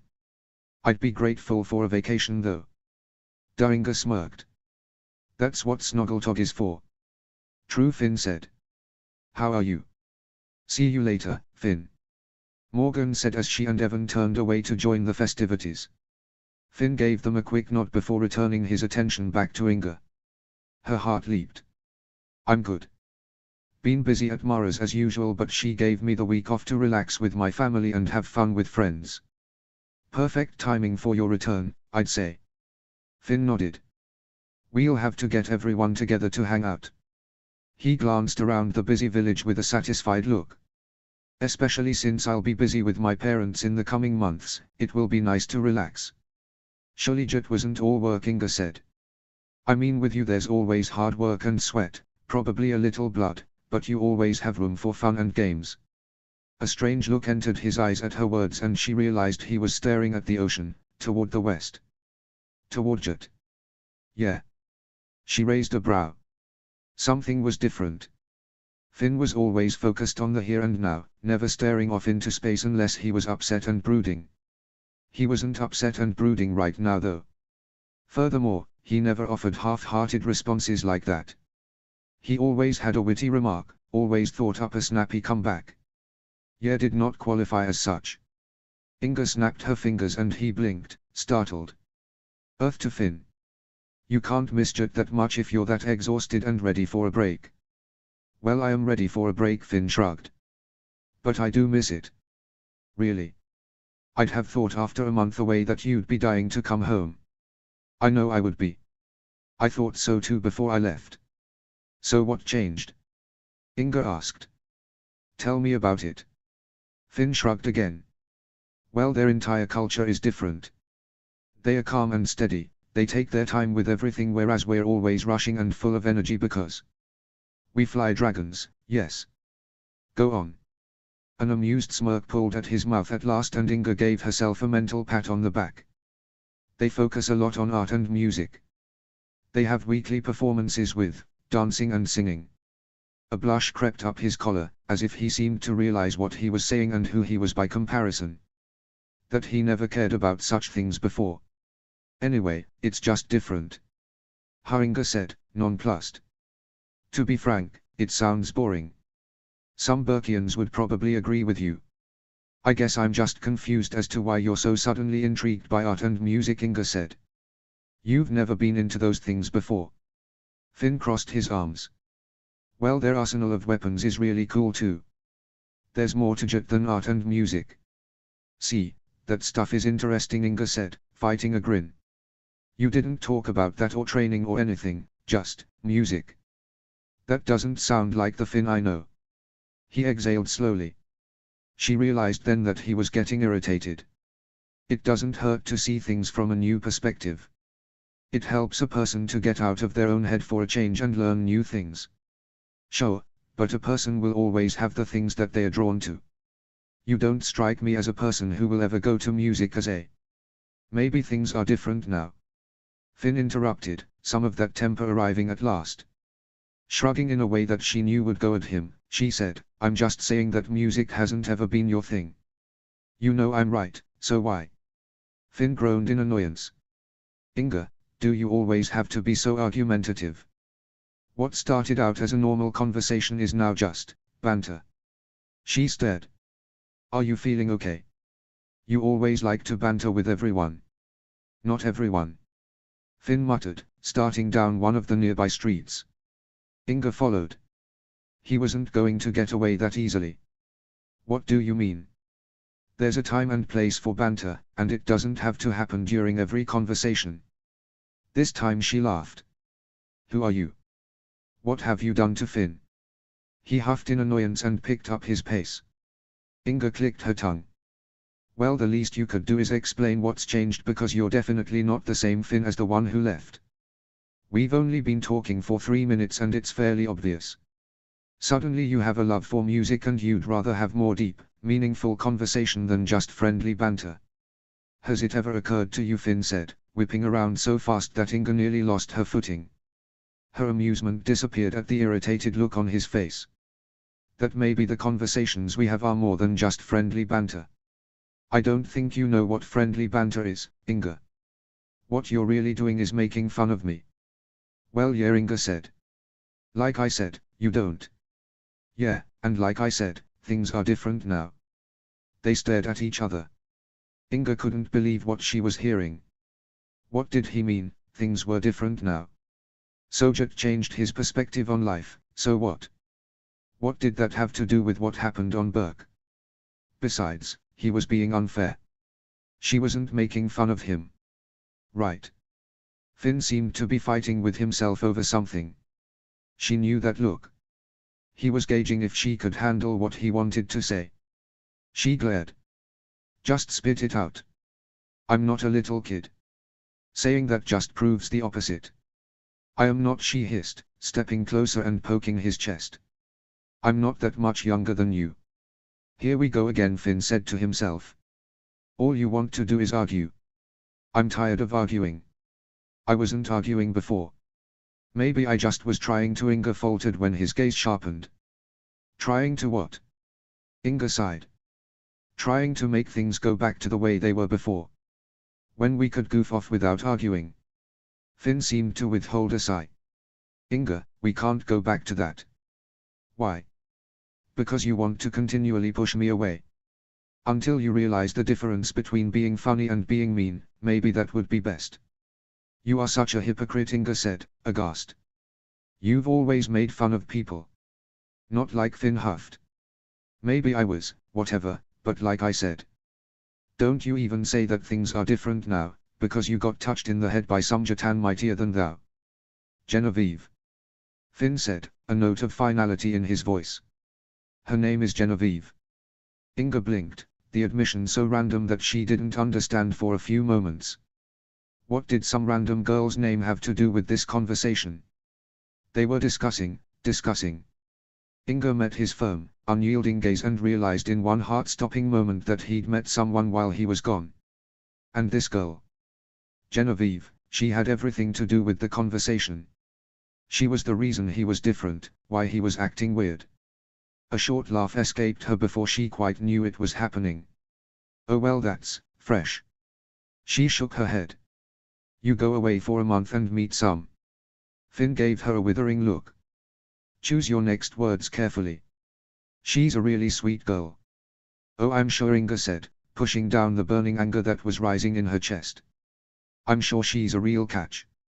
So what? The music, the art, the realization that fun, witty banter is rude and unacceptable, she made you see the light in all these things. No, Finn said. It's not like that. Then what? She's so amazing that I'm practically a heathen in retrospect. No. Inga, we never had that kind of relationship. Because you never allowed it. Would you have preferred I jerk you around? Finn demanded. Did you want me to treat you like I cared about you for months just to let you down because lying to both myself and to you every day would have been better? A mixed feeling of anger and desperation welled up in Inga's chest. She didn't know what to think except that this had to be some horrible dream. I never compared you to her, Finn continued. I never thought that you weren't good enough, Inga, but it's not. I don't. He huffed in irritation, pushing his hands through his hair so that it stuck up in all directions. She saw the slave mark on his temple and swallowed hard. I've kept your secrets. Finn realized what she meant and shoved his hair down quickly. Have you even told her? I'll tell her when I'm good and ready. I've not once regretted telling you, Inga, because I trust you. But do not use it to your advantage here because it has nothing to do with this. Finn said in a firm, unyielding voice, not unlike the voice his dad used as chief. He sighed and seemed to consider his words. Jen is, she's kind and curious and humble and, she's unlike anyone I've ever met. Inga shook her head. He wasn't the same at all. Finn didn't talk about girls in that soft sort of tone. That type of thing was reserved for boys like Eric, who was nothing but enamored with the girl that he'd loved his entire life, who'd finally married her. The thought of Finn turning into that made her stomach clench. Well, maybe you'll come to your senses now that you're home. Finn squinted at her in disbelief. Better get used to it. Because if everything works out between us, then she'll be moving to Burke someday. Wait. Inga stared. Wait, you're not dating? Yes, we are actually. But it's only been a month. Inga exclaimed. You don't even know each other. A month isn't enough time to. Yes, that's the point of dating. She lives 4 hours away by flight. Zap is fast. This is ridiculous. Inga said indignantly. It's illogical and absurd. No, I'll tell you what's ridiculous and absurd, Finn said, his patience wearing thin. The fact that you can't possibly consider me being with anyone else other than you, even after I told you nicely that I don't like you that way. Did you think that relationships are a one-way street? Did you think that if you tried hard enough that you'd be able to force me to like you back, even if it takes months or even years of waiting? You'd get what you want by the end, so it wouldn't matter how I might feel about it. Never mind the fact that I met someone that makes me happy in a way I haven't been in years, and the first thing you do is insult her. And you think that is supposed to make me want to dump her for you? Inga stepped back and took a shuddering breath against the pain in her chest. She realized her eyes had welled up with tears and she brushed them away furiously. I'm still the same guy, Inga. She just makes me better. She makes me want to be better. Of course she does, Inga spat, positively shaking with rage. The pain in her chest rose until it became throb, matching the sound of her heartbeat in her ears. I'm sure you're just perfect for each other. Finn set his jaw, giving her an assessing look. I've made my decision. Until you want to act like the adult you say you are and stop being selfish, we're done talking about this. Without another word he turned and strode up the street. Inga watched him go, her breath rising in pitch. A headache bloomed, a steady beat behind her temples. She briefly debated throwing a snowball at his back but resisted. Turning on her heel, she stomped back into the square. Wiping her eyes angrily, she glanced over her shoulder once to see if he'd turned back, if he'd looked over his shoulder. To see if there was any sign of remorse. He didn't. His steps hadn't faltered, his shoulders loose as he walked away. As he left her for good, a body collided with hers and a man yelped. Careful there, lassie. Inga shoved past him, the tears that slipped down her face forming icy tracks against her skin. She darted past a cart of sheep dressed as snoggletog trees, the sobs building in her chest painfully. Betrayal. That's what it felt like. Even though he'd never promised anything to her, even though she'd argued with herself about her feelings, deep down she'd still hoped that he'd pick her. That she'd be enough. That maybe he'd come home and see her and think, yeah. Inga Jorgensen. This could work after all. But no. He'd run off to Jat and apparently fallen in love with some gorgeous Jatan girl, who was probably nothing but fancy and artistic and musical, if his new interests were any indication. She was probably rigid and had swayed him to fall for her strange Jatan ways. Well, Finn was the heir to Burke. Who did this girl think she was, changing him? It wouldn't last. His new hobbies and his new relationship. He belonged here with a girl from Burke, one who wouldn't change him. He was just fine the way he was. He didn't need changing. And what the heck was his problem, falling for one so different? What she'd noticed of the Jatans when they'd come to Adriana and Eric's wedding was a wide-eyed interest in the dragons. The women wore dresses with varying layers, none of which had weapons. A hysterical scoff tore past her lips at the thought. Maybe he just needed to feel important. He needed a girl in his life that he could protect. He had a fat head like that. A poor, powerless girl that he could protect against all dangers because that's what fearless Finn did. He protected people. It was his sovereign duty. The sound of her ragged intakes of breath sounded suddenly loud in her ears. Between the raging pain in her chest, the pounding in her head and running through the streets, Inga vaguely thought that perhaps she should slow down and catch her breath, but she stubbornly pressed onward. She was so angry that the only thing that could possibly help was a long and hard sprint to burn off the anger coursing through her veins. She ran until the cold air in her lungs grew painful. She slowed to a trot and was grateful when her house come into view. She was even more grateful when she went inside and found it empty. Good. She didn't want to see her parents or brothers right now. They were probably out still celebrating Snoggletalk. Well, her Snoggletalk had started out well enough, she thought angrily as she yanked off her boots. She groaned and clutched her head at a particularly sharp throb. She was still breathing heavily. She'd hoped the hard run would eradicate the feelings threatening to explode in her chest, but she was wrong.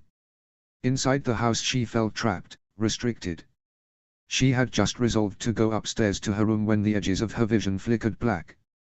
She felt strangely lightheaded and shook her head, aiming for the stairs, when suddenly she pitched to the side. She was unconscious before she hit the floor. Alton had been looking for Inga for the better part of an hour.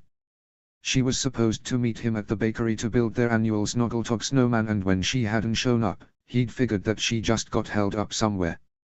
But after so long waiting, he decided to take a stroll around the village to find her. Oh, how he'd tease her endlessly for losing track of time. To be fair, there was a lot going on. The village was bustling as it usually did on Snoggletalk. Where there weren't games and other forms of activities, people were chatting animatedly in small clusters. Helga and Thorin were talking animatedly to a group of people about the raid on Jut. But after so much time searching, Alton grew slightly impatient. She had to be somewhere. When it became apparent that she was nowhere in the square and she wasn't in the Great Hall or the healers, he reasoned that she must be at home. He sincerely hoped he was wrong, seeing as it would just be plain ridiculous to be sitting at home alone, which he knew for a fact she'd be alone, seeing as he'd just seen her brothers being pummeled by Cliff and Taryn in a snowball fight and her parents were talking Hiccup and Astrid. A few minutes later he knocked on the Jorgensens' front door. "Inga? You in there?" Silence. He knocked again, a little harder this time in case she was upstairs in her room. "Hello." Frowning, he stepped back from the door and glanced at her window high above. There was no candlelight flickering, so she wasn't up there at least. He sighed, resolving to keep an eye out for her at the feast. He started back down the street, snow crunching beneath his boots, when a thought occurred to him. Inga loved Snoggletalk. He'd asked around to all their friends and none of them had seen her in a while. So she had to be home. And she'd never be a recluse on Snoggletalk unless something bad had happened. Whirling on his heel, he ran back to the door and pounded on it again. "Inga! Open up!" He was again met with silence. "Come on, you can be stubborn but so can I," he said in feigned amusement. "I know you're in there." When nothing happened, not a sound of movement occurred, Alton's heart leaped into a gallop. Something wasn't right. Even when annoyed and stubborn, Inga eventually gave in with some sort of retort. She was never this silent. Unless. He tried the handle, both relieved that it opened and unsure if he should just barge in. But he decided in the end that the pros outweighed the cons if something had happened. Throwing caution to the wind, he pushed the door open and stepped over the threshold. Inga was lying prone on the floor with what appeared to be foam coming out of her mouth. Alton's heart leaped in shock. He was across the room on his hands and knees, rolling her over before he'd even made the conscious decision to do so. Inga. He shook her gently, but she remained unconscious. She didn't seem injured from hitting the floor, but clearly she'd had one of her seizures and no one had been here to help. With a calmness he didn't know existed, he darted around the house and wrapped her in a thick blanket before pulling her boots back on to protect her feet. He lifted her in his arms and darted back out of the house. He didn't have a terrible terror to send a message, and who knew how long she'd been lying on the floor, who knew how long it would be before her family showed up. He had to get her to Mara's and pray she was there, or that at least someone would be there to find the healer. Calm down, he told himself as he ran. Panicking didn't do anyone any favors. He glanced down at Inga. Her eyes darted around beneath her lids, but she made no moves or sounds. Alton picked up his pace. He was slick with sweat when he sprinted into the square, his arms and shoulders straining from carrying her for so long. People's conversations halted when they saw him run past, but no one stopped him as he ran straight to Mara's front door and kicked it open. "Mara!" Alton shouted, his throat hoarse. The healer and the people with her jumped nearly a foot. A couple sat with their son, whose arm had just been wrapped. Mara saw Inga in his arms and her face morphed into a calm mask. "Bring her here," she said, shooing the boy off of the table. Panting, Alton laid her on the table. He wiped the sweat off his forehead and tried to catch his breath. Mara checked her vitals and patted her cheek. "What happened?" "I don't know," Alton said. Inga still hadn't stirred and he forced himself not to think the worst. "I found her at home on the floor." The lines around Mara's mouth tightened and she looked to the parents still standing nearby, their eyes wide. "Find the Jorgensens. If you can't find them, the chief." They nodded and scurried to the door, closing the door firmly behind them. "Is she going to be okay?" Alton asked. "I'm sure she will be," Mara said, stirring together a small vial of liquid. This is the first seizure she'd had since the fire a few years ago. Something must have set her off, the cold or. But it's not that cold out. We've had colder days recently and she was fine. "I know, Alton, but frankly I don't understand everything to do with the seizures," Mara said, waving the small vial under Inga's nose. "Unfortunately a lot of this is guesswork." Inga stirred feebly before opening her eyes almost sleepily. She blinked at them in confusion. "There she is," Mara said gently. "Can you hear me?" "Yes," Inga said. "What?" She looked at Alton, then around the room, her eyes clearing with each passing moment. "Why am I here?" "Alton found you unconscious." Inga's eyes whipped to him in shock. "What? Where?" "At your house," Alton said, the calm in his voice wavering slightly. He swallowed, leaning his hands against the table for support even as Inga tried to sit up. Mara firmly pushed her back down. "Lie back." "I'm fine." "You're not fine." Alton interrupted. "Gods, I walked in to find you on the floor, Inga. I didn't know how long you were there or." "Calm down," Inga said, but not in a rude tone. Alton looked away, feeling flushed and terrified. His heart was still galloping in his chest. The door opened and there was a rush of footsteps before Snotlout and Heather appeared on either side of him, looking stricken. "Inga. Are you all right?" "What happened?" "Nothing, I'm fine," Inga said primly, trying to sit up again. Mara reappeared and pushed her back down again with a stern look. "Alton found her unconscious at home. He brought her here and I revived her.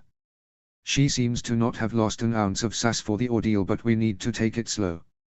"Yes," she said in a firm tone to Inga that demanded obedience, the same kind that she demanded of her as an apprentice. Inga crossed her arms. Snotlout looked at Alton with a blazing look. "And just what were you doing at my house?" "I was looking for her. We were supposed to hang out earlier and when she didn't show up, I went looking for her." "And so you barged into my house?" "Snotlout, don't be a dunce," Heather interrupted, checking Inga's forehead for a fever. "If he hadn't gone inside to see if she was there, she'd have been lying on the floor for hours until we got back. I told you guys, I'm fine." Angry, Alton turned away and shoved his hands through his auburn hair. He wasn't upset at Snotlout, he'd expected such a reaction. What he didn't get was why Inga was acting like this, like collapsing and having a seizure was no small thing. Inga, Mara said sharply. You haven't had a seizure in a few years. I'd hoped you would just grow out of them. Apparently I was wrong. But I need to ask you a few questions to see if there is a pattern or if something triggered it.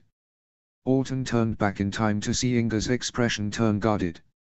He squinted and crossed his arms. He knew that stubborn look. Were you in the cold for a long time? Mara asked. Yes, but I felt fine all day. Perhaps it wasn't the cold then, Heather said, her blue eyes assessing. The fire was a stressful situation.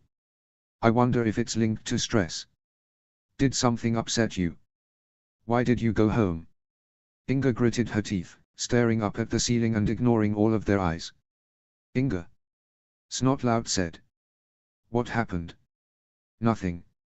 You have to tell us so we know what to look for in the future. Mara said.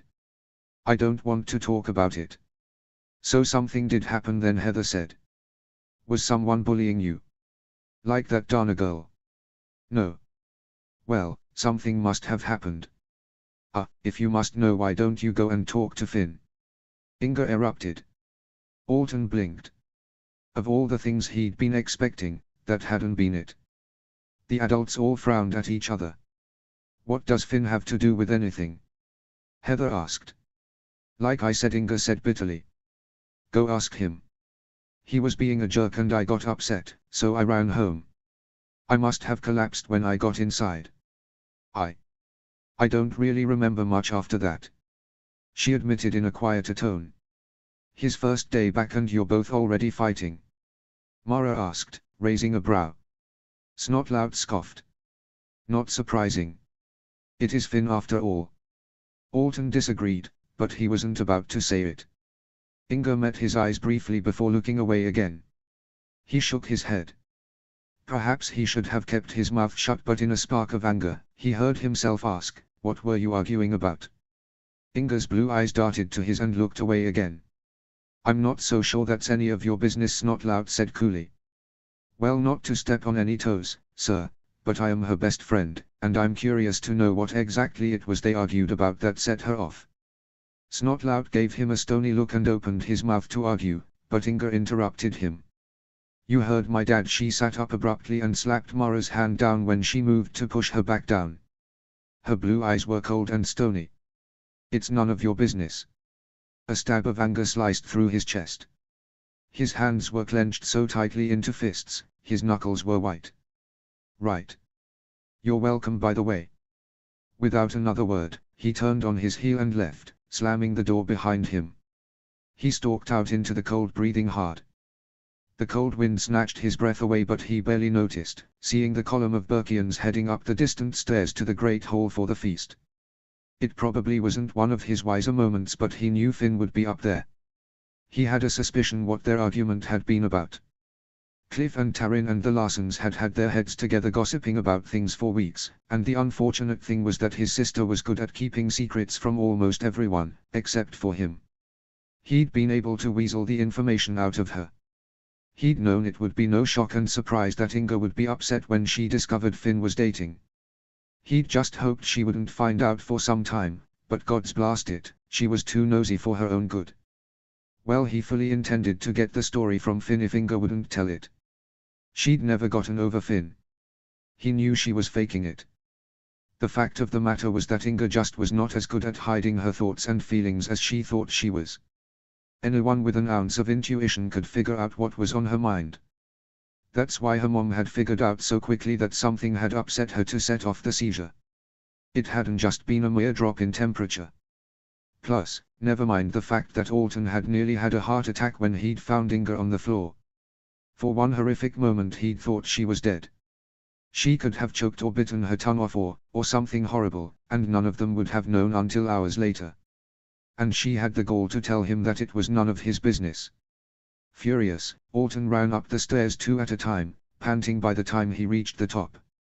He strode inside without returning Tough Nut Thorsten's greeting, which was no small slight according to the dreadlocked man. Alton chose to ignore the threats upon his sainthood, for I always considered you to be a saintly boy." Tough Nut shouted dramatically, as he scanned the crowds, looking for Finn. Naturally he found him at the usual popular kids table, which included Helga, Thorin, Eric and Adriana, Cliff, Taryn, and a few others. Alton took a deep breath and strode toward them, and arrived just in time as Finn stood. "Hey Alton," Cliff said. "We can squeeze you in." "Not hungry," he said shortly as faced Finn. "I need to talk to you." Finn raised a brow. He'd clearly noticed Alton's aggressive stance. "What's eating you? Are you okay?" Taryn asked. "Your face is all red. What did you do to Inga?" Alton demanded. Finn's expression guttered. "I didn't do anything to her." "Well, you sure as hell did something." Taryn sputtered. "Alton." "It's fine, Taryn," Finn said calmly. "Frankly, I don't care to repeat the conversation. Clearly she told you enough to know it wasn't pleasant, so." With an air of finality, Finn turned away. Without thinking, Alton lashed out and grabbed his arm. He was getting answers and he was prepared to do anything to get them. Finn struck before he could even blink. 1 second he was standing and the next he was being shoved up against a nearby pillar by the scruff of his shirt. "Don't manhandle me." Taryn's yelp was swallowed in the sound of scraping chairs. Eric and Cliff appeared, each grabbing Finn by the arms. "Finn, let go." "What are you doing?" Eric hissed. Finn released Alton's shirt and stepped back, his eyes cold as ice. The others might have thought he was overreacting, but Alton didn't think so. He'd seen Finn lose control before and it hadn't taken much to convince him to back off. Regardless, Alton's heart was in his throat as he straightened his shirt. Taryn's eyes were wide, her hand slapped over her mouth. "Now are we going to talk about this in a civil manner?" Eric asked, looking at both of them. "I already said I don't want to talk about it," Finn said stiffly. "If you want the full scoop, get it from Inga. I'm here because she wouldn't tell me anything." "Why do you even need to know?" "Because she's at Mara's." Alton hissed, stepping closer so his voice wouldn't carry. Naturally their friends were close enough to hear, but he didn't want the whole village knowing about it. "I found her unconscious at her parents' house because she had a seizure." Finn's anger melted away. "What?" Alton scoffed. "Oh, now you're listening." Finn stared, as if waiting for him to pull some sort of prank. He must have realized that Alton wouldn't joke about something like that because he sighed and nodded toward the doors. "Fine. Do you want?" Eric began, but Alton had already turned away, marching to the doors. Finn must have told him to remain behind because when he met Alton outside the Great Hall doors a few moments later, he was alone. "Is she okay?" "You know Inga," Alton said irritably. "Stubborn as always." "That's not what I meant." "I know what you meant," Alton snapped. He knew antagonizing Finn was a bad idea, but he was beyond reason at the moment. "Tell me this honestly, did you have an argument about your new girlfriend?" Finn pursed his lips. "How did you know about that?" "Word travels fast when you have a sister." Snorting, Finn nodded. "Tush. Apparently both of our sisters." He sighed, shoving his hands into his pockets and leaning against the pillar, his back to the drop. "Yes. I didn't just up and tell her either, we were talking and eventually it just came up." "You really expect me to believe that?" "It's Inga. You know how she is. You don't have to tell me that." "Then what do you want me to do, Alton?" Finn demanded. "Apologize for not having a crush on her?" "Dump Genevieve for her?" "No." "Then what?" Alton didn't think. He launched forward and tackled Finn so that they careened off the platform. Landing hard on the snowy hill, they tumbled down head over heels beside the stone stairway, probably looking like a couple of nutcases to those who were walking up to the feast. They finally landed in a pile of snow at the bottom in a heap of limbs. Finn shoved him away roughly, but Alton tackled him back into the snow before he could fully get to his feet. Irritating Finn was like poking a bear. Alton had always wondered how much poking the guy could endure before he snapped. Well, it turned out that shoving him off a platform and making him fall head over heels down a hill was just the ticket. Finn's hard muscular body collided with Alton, who was more built like Eric, moderate height and weight. Every bone in his body sang when they hit the ground. He struggled against Finn's strength, refusing by mere willpower alone to lose. The problem with wrestling big guys is if they had you pinned, you were doomed. Keep them on their feet, use your small size and speed to your advantage, you had a fighting chance. But Alton had already lost that advantage. Falling down the hill had been disorienting enough, but Finn was also faster than he'd originally thought. Grabbing a handful of snow, he shoved it into Finn's face. He lurched back, sputtering. Alton struggled out from under him and shoved him away, panting hard. Without warning, Alton dove onto Finn's back and they went sprawling again. "Oh gods!" Finn growled as Alton locked his arms and legs tightly against Finn so that he couldn't get purchase, and the air went sprawling back in the snow. "What are we, 12? Get off of me." It had been a few years since he'd properly wrestled with another guy who was bigger and stronger than him, but Alton remembered all the tricks he'd used against his brother Kurt. If he was to be the annoying little brother, he'd use every trick in the book to his advantage. Finn, having no brothers, was not aware of this. Alton chortled. "Geez, is this the best you've got? If so, Burke is doomed." That seemed to do it. Finn flipped over, effectively squishing Alton so that the air whooshed out of his lungs. Finn yanked out of his grip and before Alton could fully catch his breath, he'd grabbed Alton by the ankle and started dragging him down the street. "Wait, what?" Alton struggled for purchase. You can't just drag a man down the street. Men don't just, you can't just shove me off a cliff just because you're mad." Alton pulled the leg back that Finn was holding, pulling him off balance. Alton swung his other leg around and kicked the back of Finn's knees. He slipped and collapsed beside Alton with a gasp just in time for Alton to shove another handful of snow in his face. Finn sputtered and rolled away, but Alton tackled him again. They probably looked ridiculous scuffling in the middle of the street, fists flying. It took every ounce of strength he had in him, but Alton finally managed to pin one of Finn's hands between his shoulder blades and hold him down.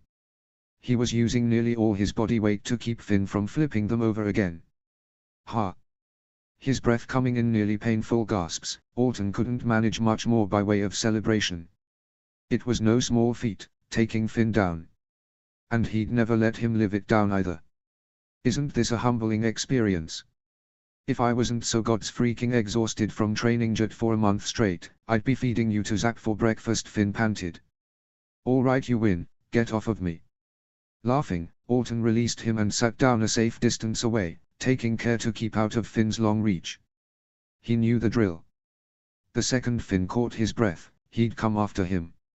Finn sat up, breathing hard. In the growing darkness Alton could see his face was red from the cold and exertion. His was probably no better. "Gods, is this what it's like having a brother?" "Yes." Alton exhaled heavily, running his hands through his hair, which was wet from the snow. Huffing, Finn looked over in mild amusement. "You feel better now? Got out all of your pent-up anger?" He nodded, his grin fading. He hadn't meant to start throwing literal punches but he felt more clear-headed. "Sorry." "It's okay," Finn said. "You care about her and she was hurt." "I get it." They were silent for a few moments as they caught their breath before Alton got up the nerve to ask, "What did she say when she found out?" "Well, you know," Inga, Finn shrugged, brushing snow off his pants. "She went on the defensive, started criticizing Genevieve even though she's never even met her. And like you, I care about my girl. So I didn't stand for it." Alton nodded. He could understand that. "Interesting that you haven't argued with me on that," Finn said, cocking his head to the side. "What?" "That you care about her." "I do," Alton said, not ashamed to admit it. To argue the point would be ridiculous. Finn was no pushover. "She obviously doesn't reciprocate though." "No, but you're still there for her. In more ways than she realizes, I bet." Rolling his eyes, Alton stared out at the snowy expanse. The cold was starting to bite through his clothes.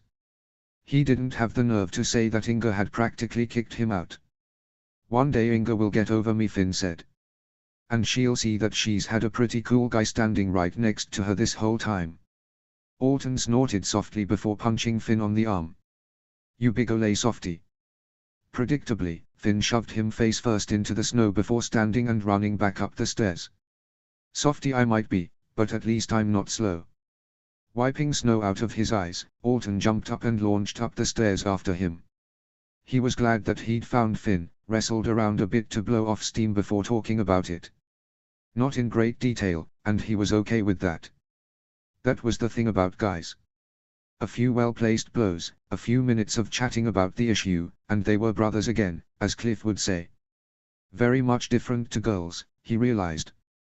He and Finn might have gotten past their differences here in the last few minutes, but it would take time for Inga to come to terms with everything that had happened. She was stubborn and fierce and she could hold a grudge. Well, Alton could be stubborn and fierce when he wanted to be too.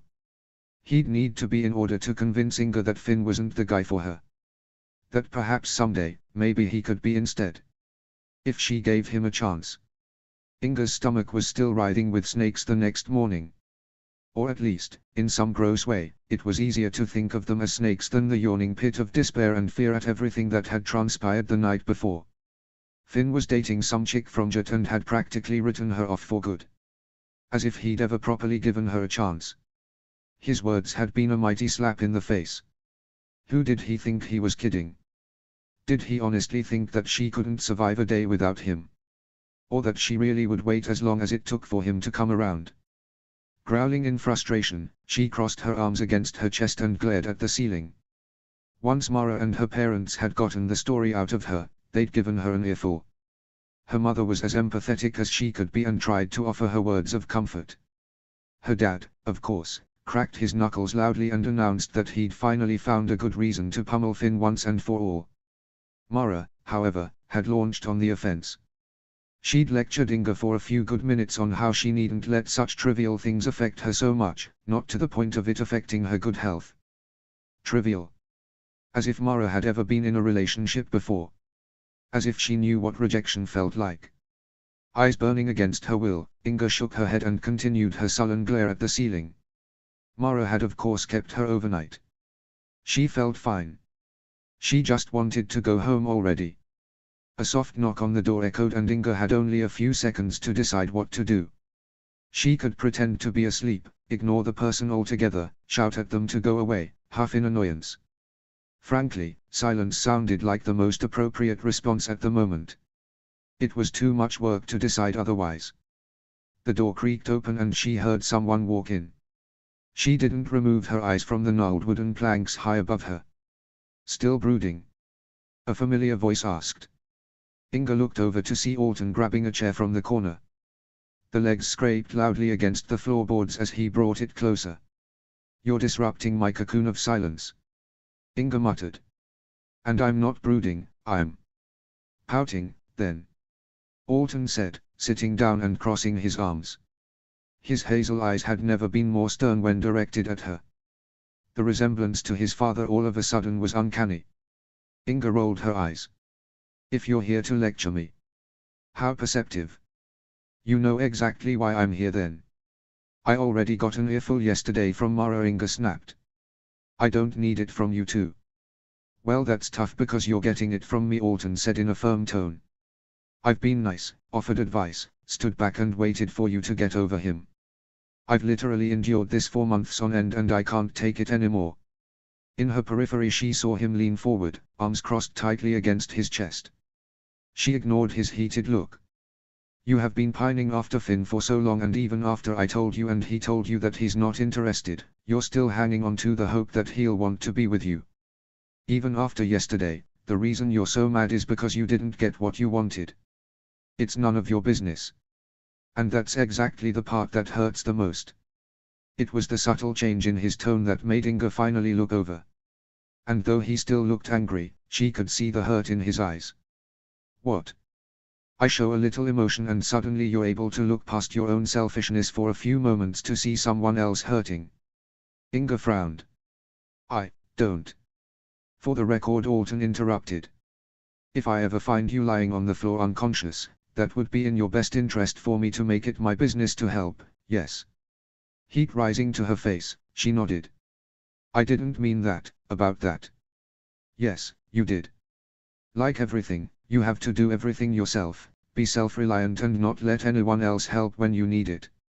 And when they try to, you shut them down for butting into your life. Alton said.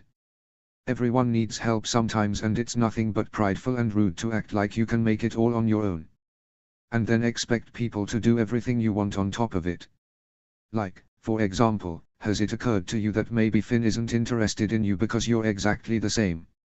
Inga frowned. She uncrossed her arms and sat up, putting her back to the wall so she could face him. No, we're not. Alton chortled. Self-reliant. Stubborn. Blunt. The way he said it, it sounded bad. Inga felt a lump rising in her throat. She swallowed hard. She was not going to. But Alton added in a calmer tone. You're both painfully loyal. Quick thinkers. Fearless. Both of you share many of the same qualities, and maybe he doesn't even realize it, but I think when Finn looks at you, he sees himself. Add fire to fire and you'll both burn. Inga snorted. I think you're thinking too hard about this. Tell me I'm wrong then. Alton's eyes were locked on hers, daring her to argue. She thought about it. The years of banter and endless teasing, the competition of who was best, wittiest, smartest, strongest, which was something that had been passed on from their dad's day. Even down to finding common ground in something as trivial as baking, even if he was better at it. Maybe it had been subconscious, making small decisions that put her right in his path and hoping he'd choose her. Maybe just being herself had put her in that place anyway. Alton was right though. She and Finn weren't so different as people. Maybe they'd gotten along so well over the course of their lives because they had many of the same interests and a similar sense of humor.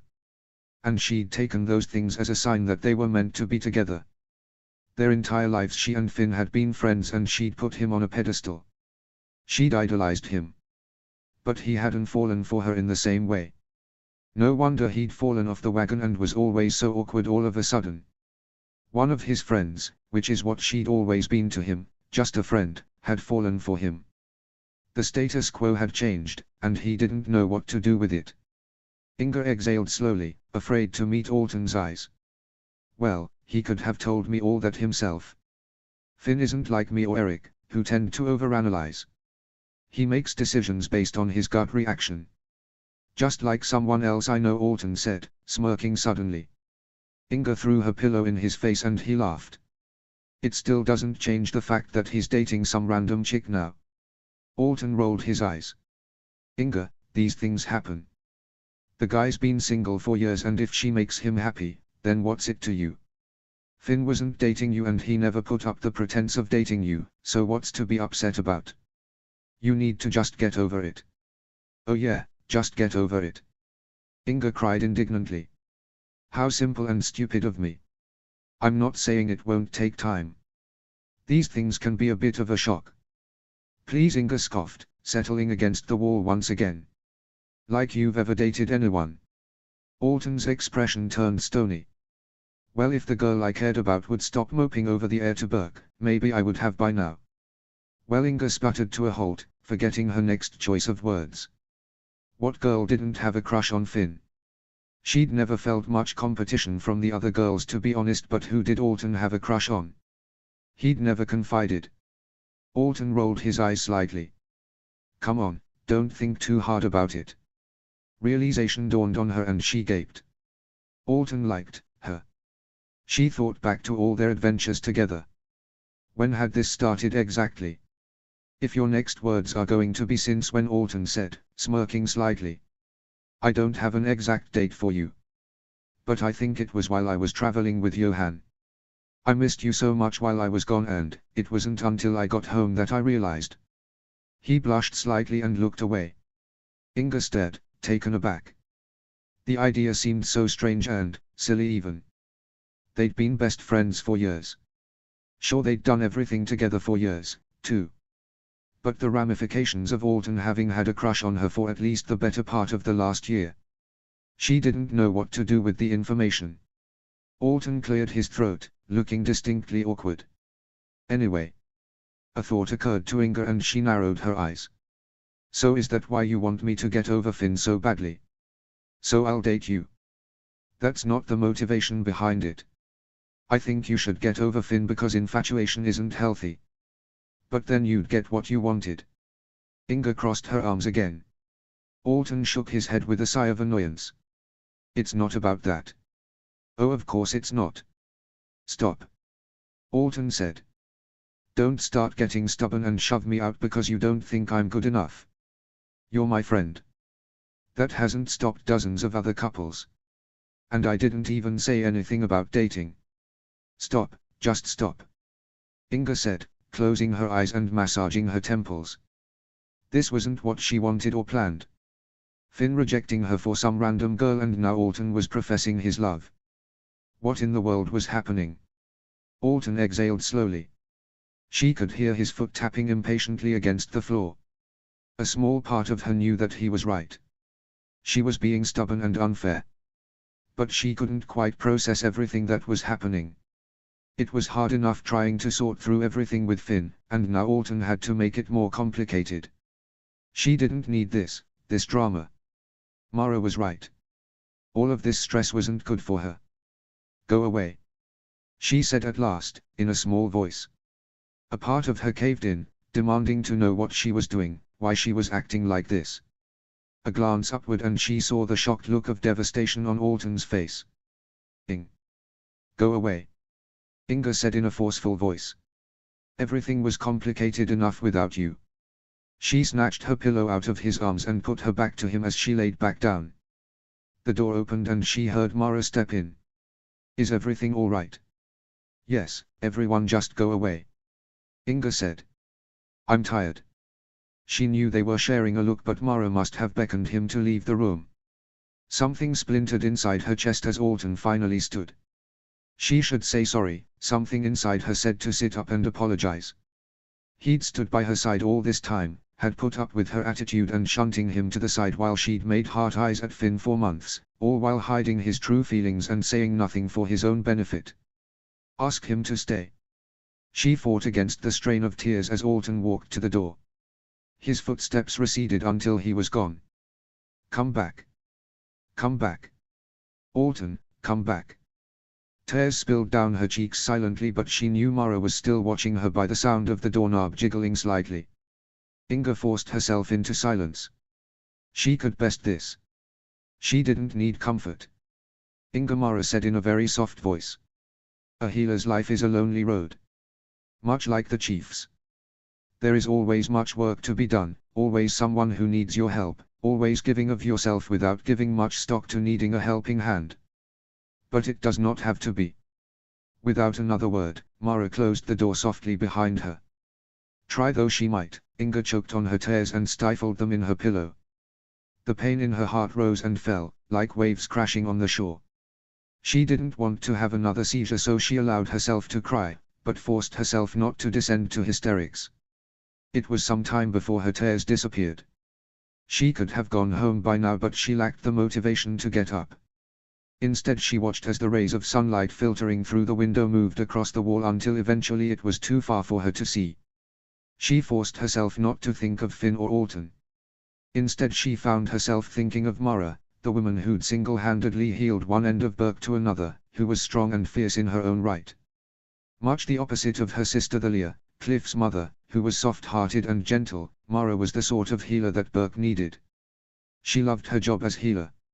She'd trained for it since she herself was a teenager and had told Inga many times over the course of her own training that she adored the work.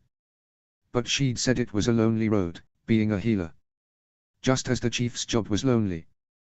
Well, Mara talked to people all day every day, as did the chief, who had an army of people at his disposal. That didn't sound very lonely. Well, it certainly wasn't as lonely a position to be in than hers. She'd been rebuffed and snubbed by one boy and then been proclaimed loved to by another without giving her any time to transition. She'd never felt more lonely. As the afternoon waned into evening, Inga felt annoyed at herself at thinking that turning 14 last month would surely mark an easier time than being 13. Well, 14 was starting off just wonderfully, and it wasn't even the new year yet. She hoped it would get better. It couldn't get much worse. She hoped. Chapter 42, Retribution. Chapter text. As soon as Snoggletog was over, Eric had anticipated a slow and steady beginning to the new year. Boy, had he miscalculated. Having forgotten his pact with Finn about training, he'd not been prepared for the early knocks on the door that became a daily occurrence, much to Adriana's chagrin. After much nagging and nitpicking on Finn's part, he'd at long last relented, and thus, Eric's training began. But it did not begin without Eric's questioning every decision that was made. Finn had insisted that they begin training as soon as possible, whereas Eric had done his best to convince him that starting in the spring would be better.